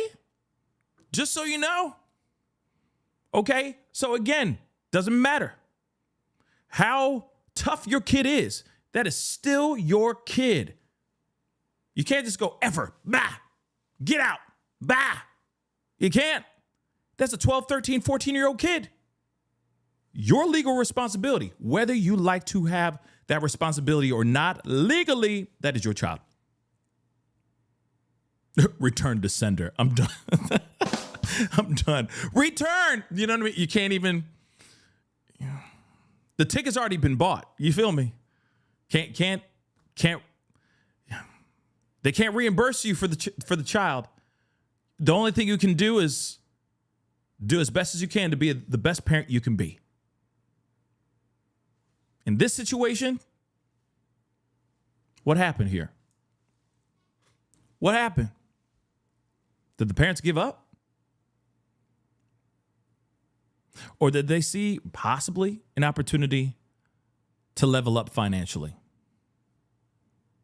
Insane. What's interesting about this case is you would think a lot of people close to him would be coming out saying things like, hey, this was weird and stuff like that. But you really haven't been seeing that. You know, the prosecutors are saying that they've gotten people to cooperate. They said they have some people that are more difficult. Do you personally think, or do you know, like, actually, that people knew her age and just didn't say anything about it? 100%. Listen, in that Discord of his, there's people that openly talk about it. They're like, hey, are you still going out with the underage girl? Are you still, they're talking about Epstein Island? Are you and Celeste going to Epstein Island? Like, it's crazy how open, it was not a secret, you know? And the people close to him in his orbit, listen, they knew. I mean, there's live streams where, not just the one with Celeste, but there's ones where he's talking to these two super young girls on like, I don't know what platform it was, but he's talking to them, and his friend Asia Collins is behind him, and he's laughing about the age of these girls, and he's gooning, and it's just, it's really frustrating because they have not, like, they didn't race forward with information. Yikes. They waited to the last minute to save themselves, like all of a sudden, we find out one of his friend Neo has to be arrested to be brought in front of the grand jury. That's not how it should be. Like, you shouldn't be, I don't care how close you were with this guy. If you got information, we're talking about a child. I mean, there's evidence that he met her, was interacting with her in like a creepy way when she was 12. You posted something I think that is great on your feed where you showed a timeline that you believe what happened. Because the prosecutors said, correct me if I'm mistaken, they believe that the murder happened April 23rd, 2025, right? Yep. Can you explain to us why you think they think that was the day she was murdered? And can you explain the timeline of from that day until September 8th when her body was found? Do you think that he left her in the Tesla the whole time? Do you think her body was stored somewhere else and he just kept on moving the car? Why do you think he didn't try to dispose of the body? If you can, could you give us that whole timeline and everything? Because I think that was like the best thing anyone's ever put out, where it's like something we could visually see. Yeah, and we're gonna skip that because we already looked at the timeline. Okay, we're gonna skip ahead a little bit, but again, like I said, and hold on, General Genobi is now just going in on me now. Thank you so much. Yes, thank you so much for forgiving me. Yes, General Genobi. Yes, thank you so much for forgiving me. I appreciate that enough. But yes, I don't remember what that theory was, but the theory, there's a lot of them. What was it? Put it in the chat. I don't remember. There's so many theories. But I did at first go, nah, I don't think the parents did all that. Nah, I don't believe the parents like just straight up got paid off. I don't believe that. Nah, I did say that. I did. And clearly we're hearing something completely different. So now, yes, I take that back. I apologize. Cheerio, love. Yes, class is one. Yes. Mm-hmm. Cheerio. General Genobi. The payoff theory. I see. Yes. I was wrong. Once again, I was wrong. I'm wrong a lot of times, guys. Okay, I'm wrong a lot of times. I have my theories. I have my own theories. Okay, I could be wrong about this. Damn. There's so many things about this case. Diggity damn, there's so many. Okay? So I was wrong. Okay? I was wrong. Okay, Genobi? I was wrong. I was so wrong. I'm sorry. I'm so sorry. But moving on. If they did it somewhere, and I think they did do it somewhere else. I think he had to have refrigerated her. When you said they, so right there, that's what I was looking for. Yeah, baby. So he's saying she had to have been. She had to have been frozen. Yeah. She had to have been frozen. Interesting, right?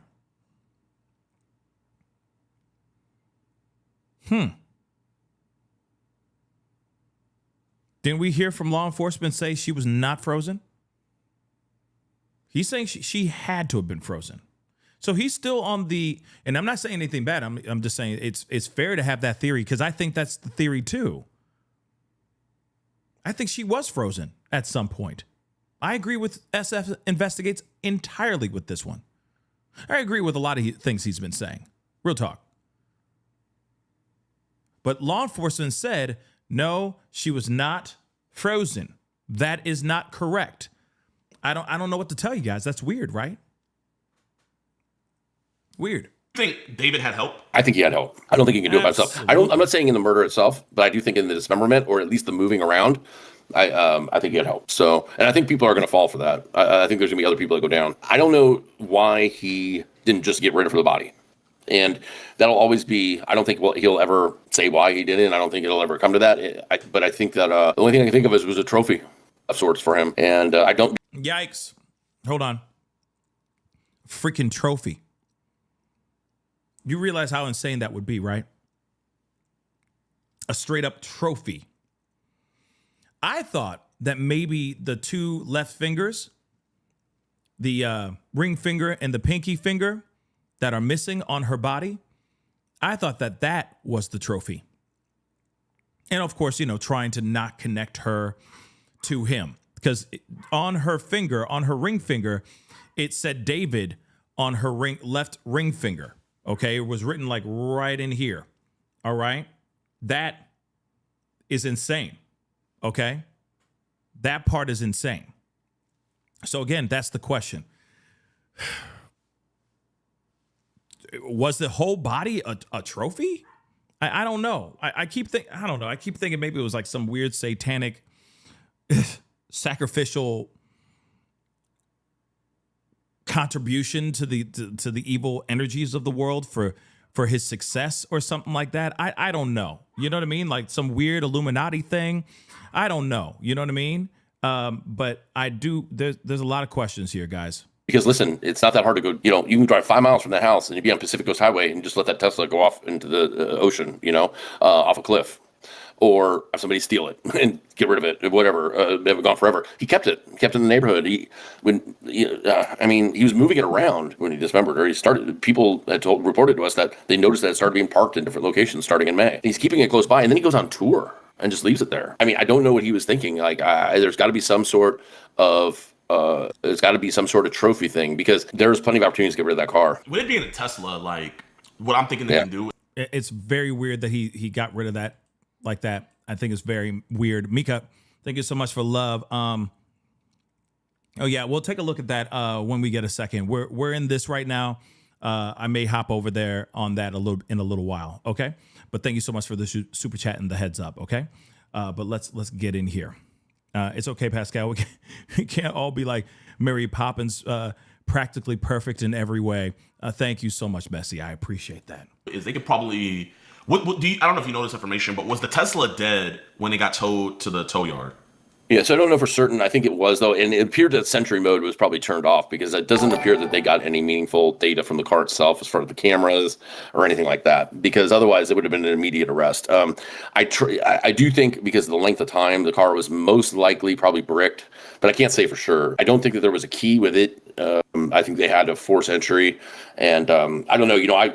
Actually, it was going up for auction. He had never picked it up. LAPD processed it. They only kept it 2 days. They put it back in the impound yard, and I was watching it, and it was racking up daily fees, and then it had gotten to be like 3 months, and they finally put it up for auction. And it was supposed to go to auction like 8:30 in the morning, and a month or two, about 6 weeks ago or something. And I was going to go inspect it because they had open inspection, and then at like 10 o'clock at night, it switched where somebody had come and with a power of attorney signed by him and a cashier's check and paid to get it out, and then they went to DMV immediately and put it into somebody else's name. So wait, somebody from his team bought the car? I don't know who this. I don't know if it's his team. It's obviously somebody he knows in some way, or his lawyers do, or his management does, because he gave him a signed power of attorney in order to get it out of the impound yard, paid for it, and then they took it. And then I ran across it about 2 weeks ago. I ran across it outside of a Tesla body shop in South LA, and it's sitting out there. It's been washed, but it's. I don't know what's going on. That whole thing's so weird and creepy. I don't get it. I think that's what a lot of the people are like, because I was talking to a dude yesterday where he thinks David was framed, and his whole thing was, how could David be that stupid to... Hold on. Who would buy that car? Real talk, who would buy that mother-loving car? Who would go out of their way to buy that mother-loving car? I'm just asking for a friend. Who in their right mind would go out of their way and buy this mother-loving car? They better see, like with houses, you can ask them like, hey, did anything weird happen in this house? You know what I'm saying? Like they're, if I'm correct, they're legally obligated to give that information if you ask that question. I'd be asking the same doggone question on those used cars. Did something happen in this car? Is this the car? Is this, you know what I mean? Everyone, especially y'all that are trying to find like a used Tesla right now because you still want to look hip, still look like you make money. If you stumble upon these black SUVs or not black Teslas, you better start asking questions. And it's used, be like, was there a dead body in the car? Did anything happen illegal in this car? I'm just asking before I even try to put a car note on this mug. I ain't driving. Ain't no way I'm driving that car. That car is gonna sit there on that lot and rot, literally. Ain't no way. Leave the body in the car when the car is to his name and everything, but it's like the dude, something Wayne, the clown killer, you know, when he would kill people, he would put them right underneath his house, and or Jeffrey Dahmer, he would put people right in his fridge, and so it's just like when people kill people, you can't ration, because I hit him with that same logic. What rational man who's a multimillionaire can have almost any girl he wants of age would go after a little girl? And he couldn't exactly. It's like it's just not enough for them, I guess, in their sick, twisted, mindset. And listen, I'm not a conspiracy theorist at all. As an investigator, I'm very much an Occam's razor type of guy. I'm like the simplest explanation usually is the way these things go. But I'll tell you, it's hard to get around the fact that his lyrics and everything. I can understand a couple songs, like okay, like these are things you sing about that are, whatever. It seems very, very like this was his world. This like his lyrics talking about like I have text messages. He said to the girls of dismembered, anime stuff, but it's dismemberment. He was into dismemberment. It's just so he was sending the other minors he was talking to. He was sending dismembered animes to them. I'm not in the anime world, so if I say the terms wrong, whatever, forgive me. But it was these anime characters with their arms pulled off, and you could see like they would show the like dismembered arm, like detached. It's just crazy sick stuff. And this is before this all happened, obviously. But this is the stuff that he is allegedly sending to. Girls, I guess he's trying to say what up to. You see what I'm saying? Girls that aren't of age, by the way, that he's sending. That's gross. Okay, all right. And yes, the MPD detective, right? MPD detective. Apparently, he was like ripping a lot of the things that he did, even in real life, and things that he did in his music videos, and all those things are literally things that he stole from, this anime show, MPD Detective, which is pretty crazy. Okay, hold on, let me get this super chat whenever it pops up here. Thank you so much, Oya. I appreciate this. Check your info email and about his Discord chat with 9K. I'm gonna look it up. I promise you, I'm going to look it up, okay? But and thank you so much for the super chat and the heads up. I'm going to look at that. But yeah, this is bad. So he was, he's sending photos and pictures and anime stuff of like people, ripped apart and all that, to other littles and everything. I mean, it's all bad. Like I said, this is all freaking bad. Now looking back, you're going, wow, this is to consume this guy. This was like this was his thing. This was his kink or whatever. This guy he had everything. Like if he went to he was a young guy. Listen, he's talented. You can't say he's not a talented singer, right? And the world and he just Well, this just overwhelmed him somehow. Like, this became more important. I don't understand like what it was he was trying to get out of life or whatever. Like, this is what the kind of people like never get a shot like this, right? Like, people that have that kind of talent, so many of them are just you never even know they're out there because they never get the shot. And this guy gets a shot, and what does he do? He takes the life of a little girl who didn't get to take her shot yet. You know what I mean? And never will get to. And who knows what she could have been? Who cares if she was anything? She became anything, but she's a human being, and he treated her like he owned her, like she was his. And then when he wasn't happy with whatever, or he felt that she was going to harm his career, he didn't just kill her, but he cut her apart. Can you explain to us why they charged him with killing a witness? So are they saying that she was a witness because she was wanting to come forward, or was there already an ongoing investigation before that she was a part of, and with her being killed, they could charge him with that? So it's kind of okay, I'm really happy he asked this question, because that's one thing that we all been wanting to know. Did Celeste go to the cops and then an investigation started? Was there an investigation already happening and then she walked in to the investigation? Or are they just saying that she was a witness to a crime after the fact because she is a victim of a disgusting crime that he did with her for over a year? Okay, from 2023 to 2024, they say that she was in an illegal relationship of that carnal kind with D4vd. Okay, so let's see what he says here. it's kind of both. She can be her own boy. witness to a crime against her, and now she's not here to be able to do that, to be given that opportunity. So it's killing a witness. However, several months ago, when they did that live stream with Celeste, that delete everything, we knew that it was at this other house, which is also on the same street. It's called Doheny, but it's in a different part of Doheny. It's by coincidence on the same street. So that house where that happened, I actually, that's under the jurisdiction of the West Hollywood Sheriff's Department. And so I went to West Hollywood Sheriff and I said, hey, can I get any investigative files that have to do with a runaway or harboring or any type of event at that house for the time periods of 2023 to 2025? And they came back and said, we do have investigative files that involves a minor, but they're under seal because of an ongoing investigation, and you need to contact the Riverside County Sheriff's Department for more details because they're the investigative lead on it. Now, that's the agency out in Lake Elsinore. So that's the agency, and we had heard that they had actually picked her up once out there at that house. So I do think, and I'm positive that they interviewed David. They talked to David, and they didn't do anything about it, but they talked to him. But I do think that there was some sort of investigation going on. And this is before she was murdered. This is before she was murdered. And so that was ongoing, and then all of a sudden this happens. Now, it doesn't mean that there was this, like, they were going, like, listen, she ran away again. She was in his company a lot of the time, so they weren't investigating it thoroughly. But the fact is there was an open investigation. So she was a witness to that, and I'm sure they'd gotten a statement from her, like, hey, what were you doing there? Why were you with, how'd you meet him, whatever. So she's a witness, so he killed a witness, and it doesn't mean that there was charges filed yet, but she was a witness in an investigation. So, and not only that, but she can also be a witness. She's now no longer able to be a witness into the investigation into what's happening now because he killed her. So Okay. So again, something very interesting here, right?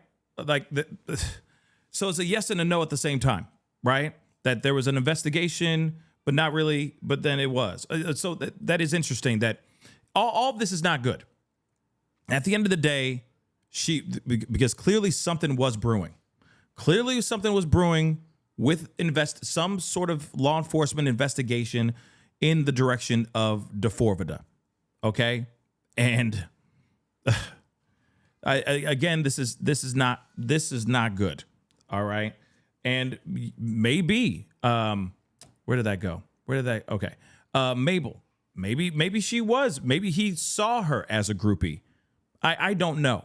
Right. We don't know, but he was with her a lot, and he was inspired enough for her to be his muse in a lot of these music videos, all of these anime videos that he was doing, so on and so forth. So again, the thing is, the question is, what's actually going on here, right? That something's really wrong here, right?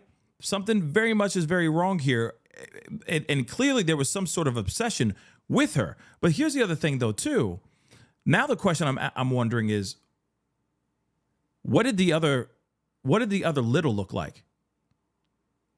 What did the other victim that allegedly is working with police right now? What did she, or yeah, I'm assuming it's a she. What did she look like? Did she look exactly like Celeste? Think about this. A lot of his music videos and all that, which apparently I can't even show you the music videos because they get flagged, which is insane. Like, meaning like just the images themselves, I can't show you the images, like the video image of itself by itself without the sound, which is ridiculous, okay, without getting flagged. But the question is, or something that pops up and I notice, is that a lot of his music videos, those girls all look the same. They all looked a lot like Celeste. You see what I'm saying? They all had the same type of vibe. He definitely had a type. So the question is, what does the other victim look like? Does she look a lot like Celeste as well? Are there features that are very similar to Celeste? Or is it a completely different kid that has a completely different look and all that, right? So that's the one thing I'm kind of curious about, because this is very, very odd. You know, this is a very, very strange situation. But he loved Celeste enough for him to use her or her likeness in a good portion of his content. Real talk. Majority of his content was her. The love interests, the characters that would lose their lives in these music videos and these videos that he would do and all that stuff, all of it is really, really bad. So again, I am very curious about this, and I'm curious about the other victims. Were they all just, you know, they all had the same uniformed look? You know what I'm saying? It's very, very strange, guys. With that continuous sexual abuse is Yep. charge that he got, is that only for Celeste, or would they also be doing that for the minors that you're in contact with that he was talking to? We don't know. I can say that I'm pretty confident it does not involve the minor that I'm in talks with, just because I know what her communication with law enforcement has been and the DA's office, and it's been very, very minimal. If they were going to charge him with her, I think there would be more communication, like, okay, are you sure you're willing to testify, or should we do this by written statement, or whatever it may be? And so I can't answer your question. I have a feeling it's just going to be for Celeste for now, but I don't know. Like, listen, there's two things that I think are important. It's all important what came out at the hearing the other day, but two things to really keep an eye on is, one, the wiretap. Because although states can do wiretaps, it's usually a federal thing, because it's people talking across state lines, and that includes images being sent and whatnot. And then also the CCI material, usually the feds get involved in that. So I would not be surprised to all of a sudden see a federal charges come down on him too in short term. So what would the federal charge be that they could get him on? Possession of child, because they didn't charge him with like possession of child pornography, and distribution and stuff like that. And those would be just a stack on top. Yeah. And they wouldn't hold any. They wouldn't. The ones that have the longest sentence obviously will be the death penalty eligible case of murder. But it needs to be done, because we need to make it known that this just can't happen. I mean, it's crazy that this is still. These guys are still going after these kids. These are kids. Let them live. Let them. Okay, I agree with him 100%. Like I said just earlier in the show, I said, can we please just finally get justice for these kids, for these victims, that these littles? Can we finally get some semblance of justice here? Because I feel like we're fighting so hard to get these people exposed, to drain the swamp. But then when we drain the swamp, all these people are getting, they're getting helped out, or they're finding a way to get around it, or something of that sort. It's even the Epstein file stuff, y'all. There's plenty of names that have been listed and named in those files, and nobody batting an eye to it. So somebody in particular that's name is in there quite a bit. No investigations on that situation at all whatsoever. So again, it's very frustrating when we hear we're going to drain the swamp, and then they start draining it, and then they plug it back up. Or they only drain it halfway. And then the ones that are exposed, they get to run away. They get to run off to another swamp. There's one. Oh, and there's another one. Oh, and there's another one. Oh, he's scurrying down over. Oh, okay. But no one's doing anything. No one's tackling them down, trying to wrangle them up and trying to bring them to justice. We have not seen nothing, guys. Again, it just doesn't. What is that?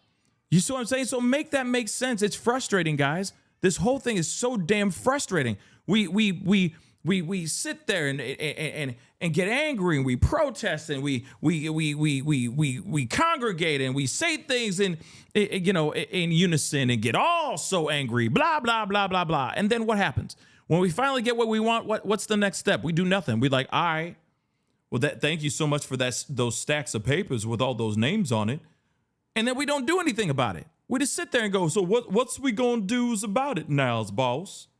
Huh? What? Where's the justice? We keep on seeing people's heads on the chopping block, people's careers on these chopping blocks, getting completely fired or screwed over that have something to do with protecting those that were on that list. But what about the ones that are on the list? What about the names that were on there you see what I'm saying? Where's the justice, guys? Have you not noticed that?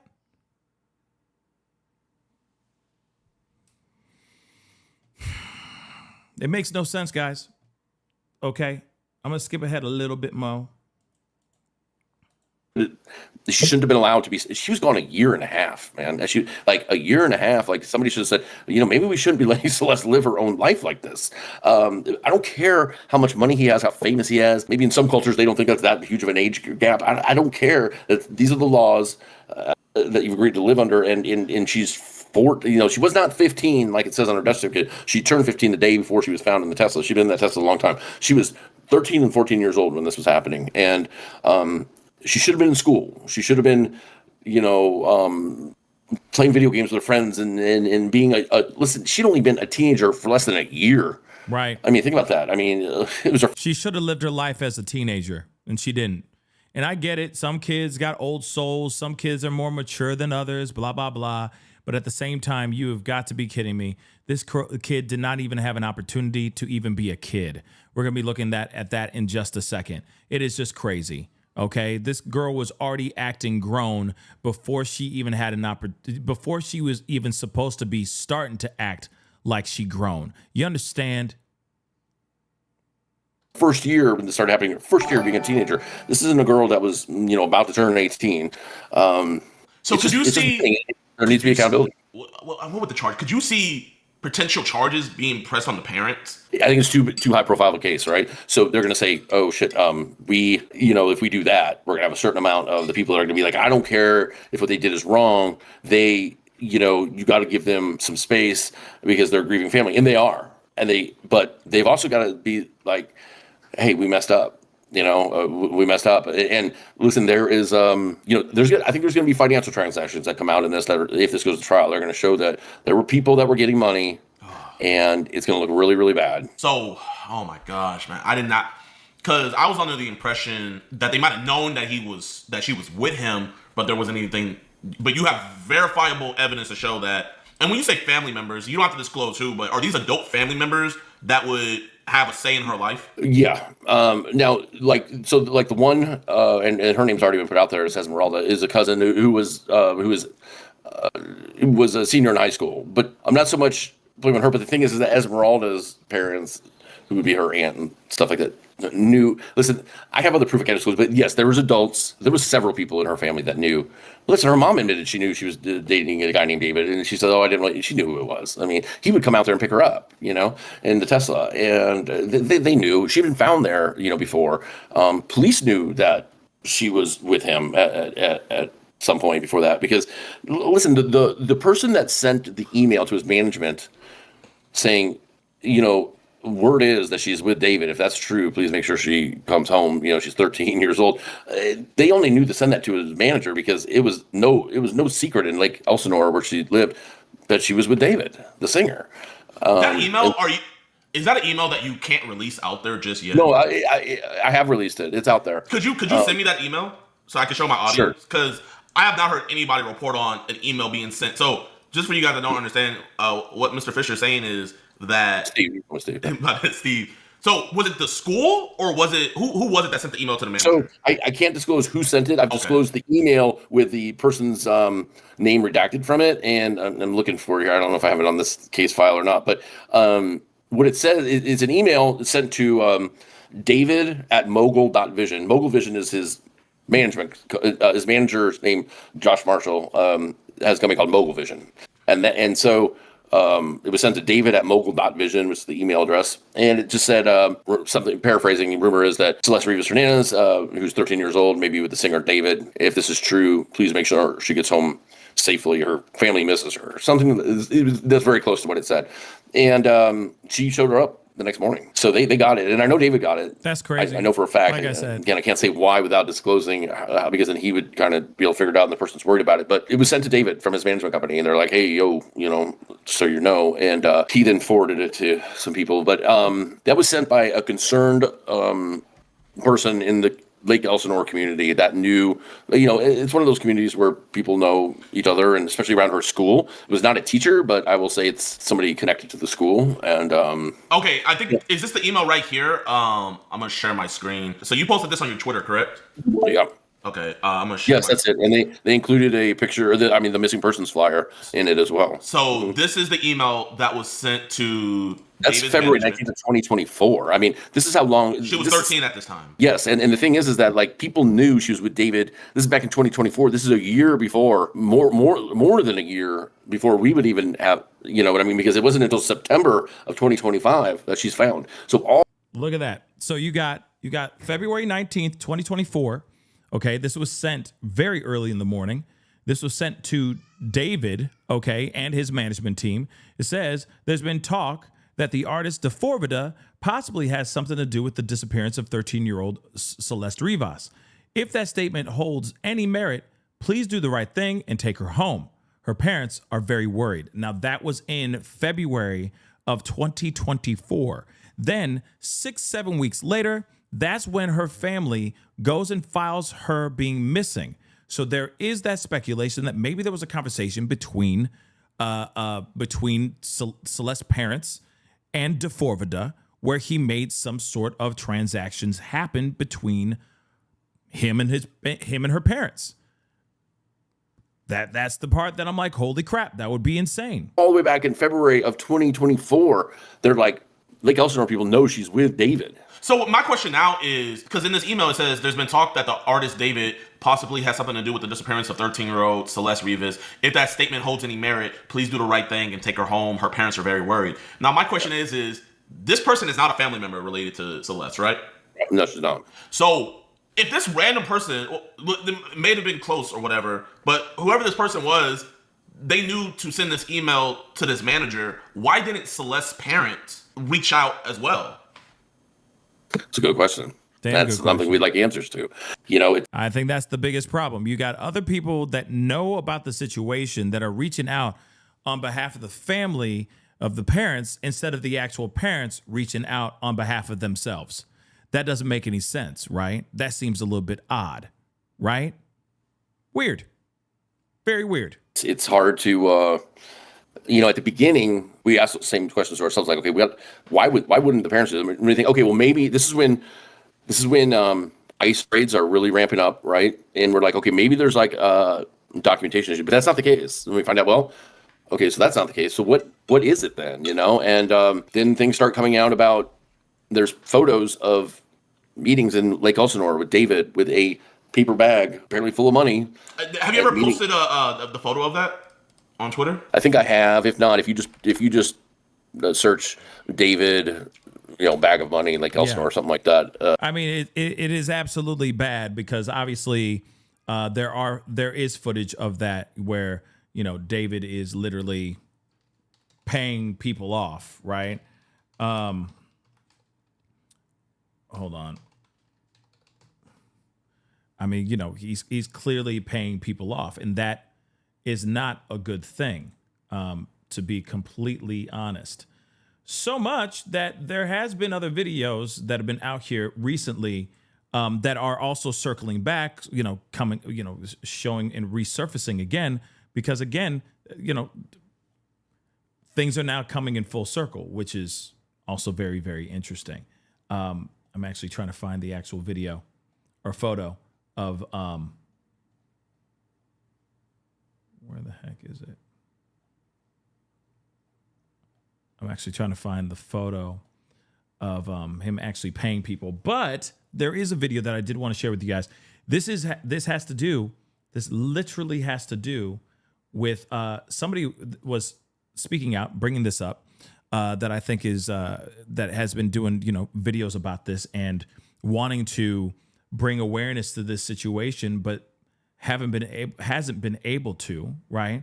But take a look at this. Let's go over the claim. Hold on, let's take a look at some of this here, okay? That Celeste lied. This claim comes from Chandler. Not even a year ago, my homie told me that David owes someone in Lake Elsinore. Now this girl is dead missing from Elsinore? Weird. He told me he gave someone. So there's the video of him allegedly paying somebody money. Now, let me just say this really quick. This could be a complete misunderstanding, this photo. He either is paying somebody off to keep that person quiet, right? Or the guy has a paper bag in his hand.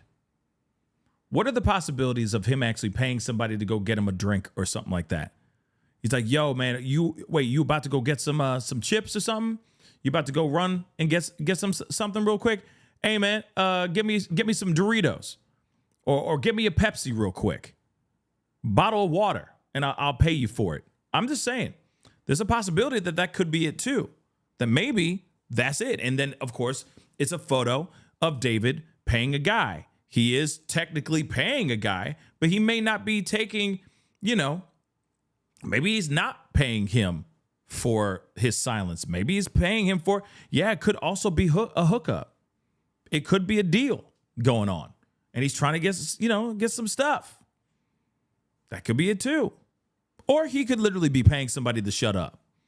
That could be it too, right? So again, a picture is worth 1,000 words, but those 1,000 words could mean so many different things.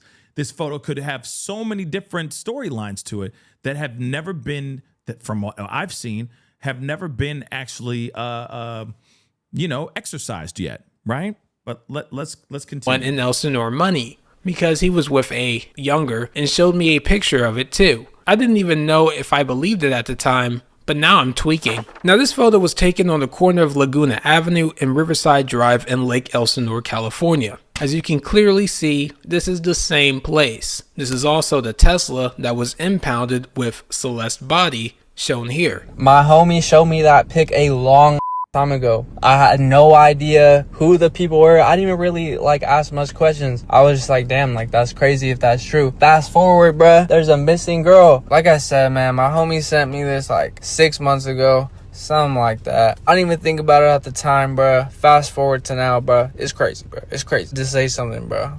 The news came out about the girl. I put 2 and 2 together. Bruh. And now we got this pic, bro. Here we are with this pic, bruh. Oh. Bruh.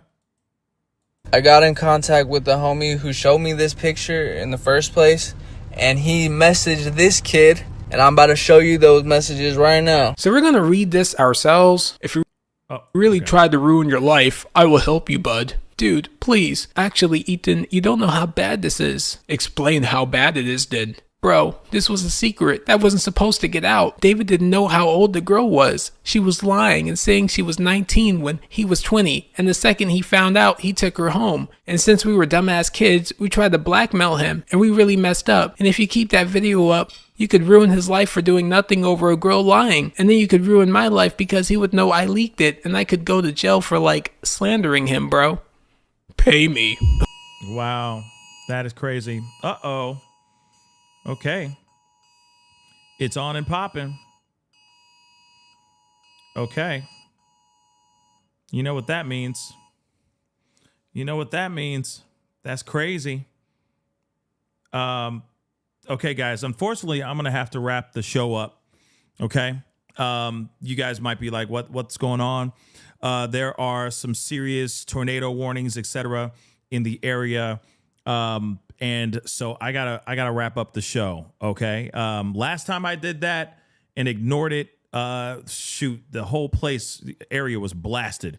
Okay. So, unfortunately I gotta wrap up the show. Okay. But don't worry. We're going to continue where we are from here on another show. The weather be weathering out here, so I gotta get going. Okay, guys. So yeah, unfortunately, we gotta keep it moving and we gotta get it going. So that is the show. Sorry, guys. Mother Nature be angry today, and she's angry in my area, so I gotta get going. But I will be talking to you guys very, very soon. Love you guys. Be safe out there. Hit the like, hit the follow, hit the subscribe, and all that. I gotta kind of end abruptly. But much love to you guys. Be safe, and we'll be talking here soon. Okay? Be good to yourselves. Be good to one another. This is The Pascal Show.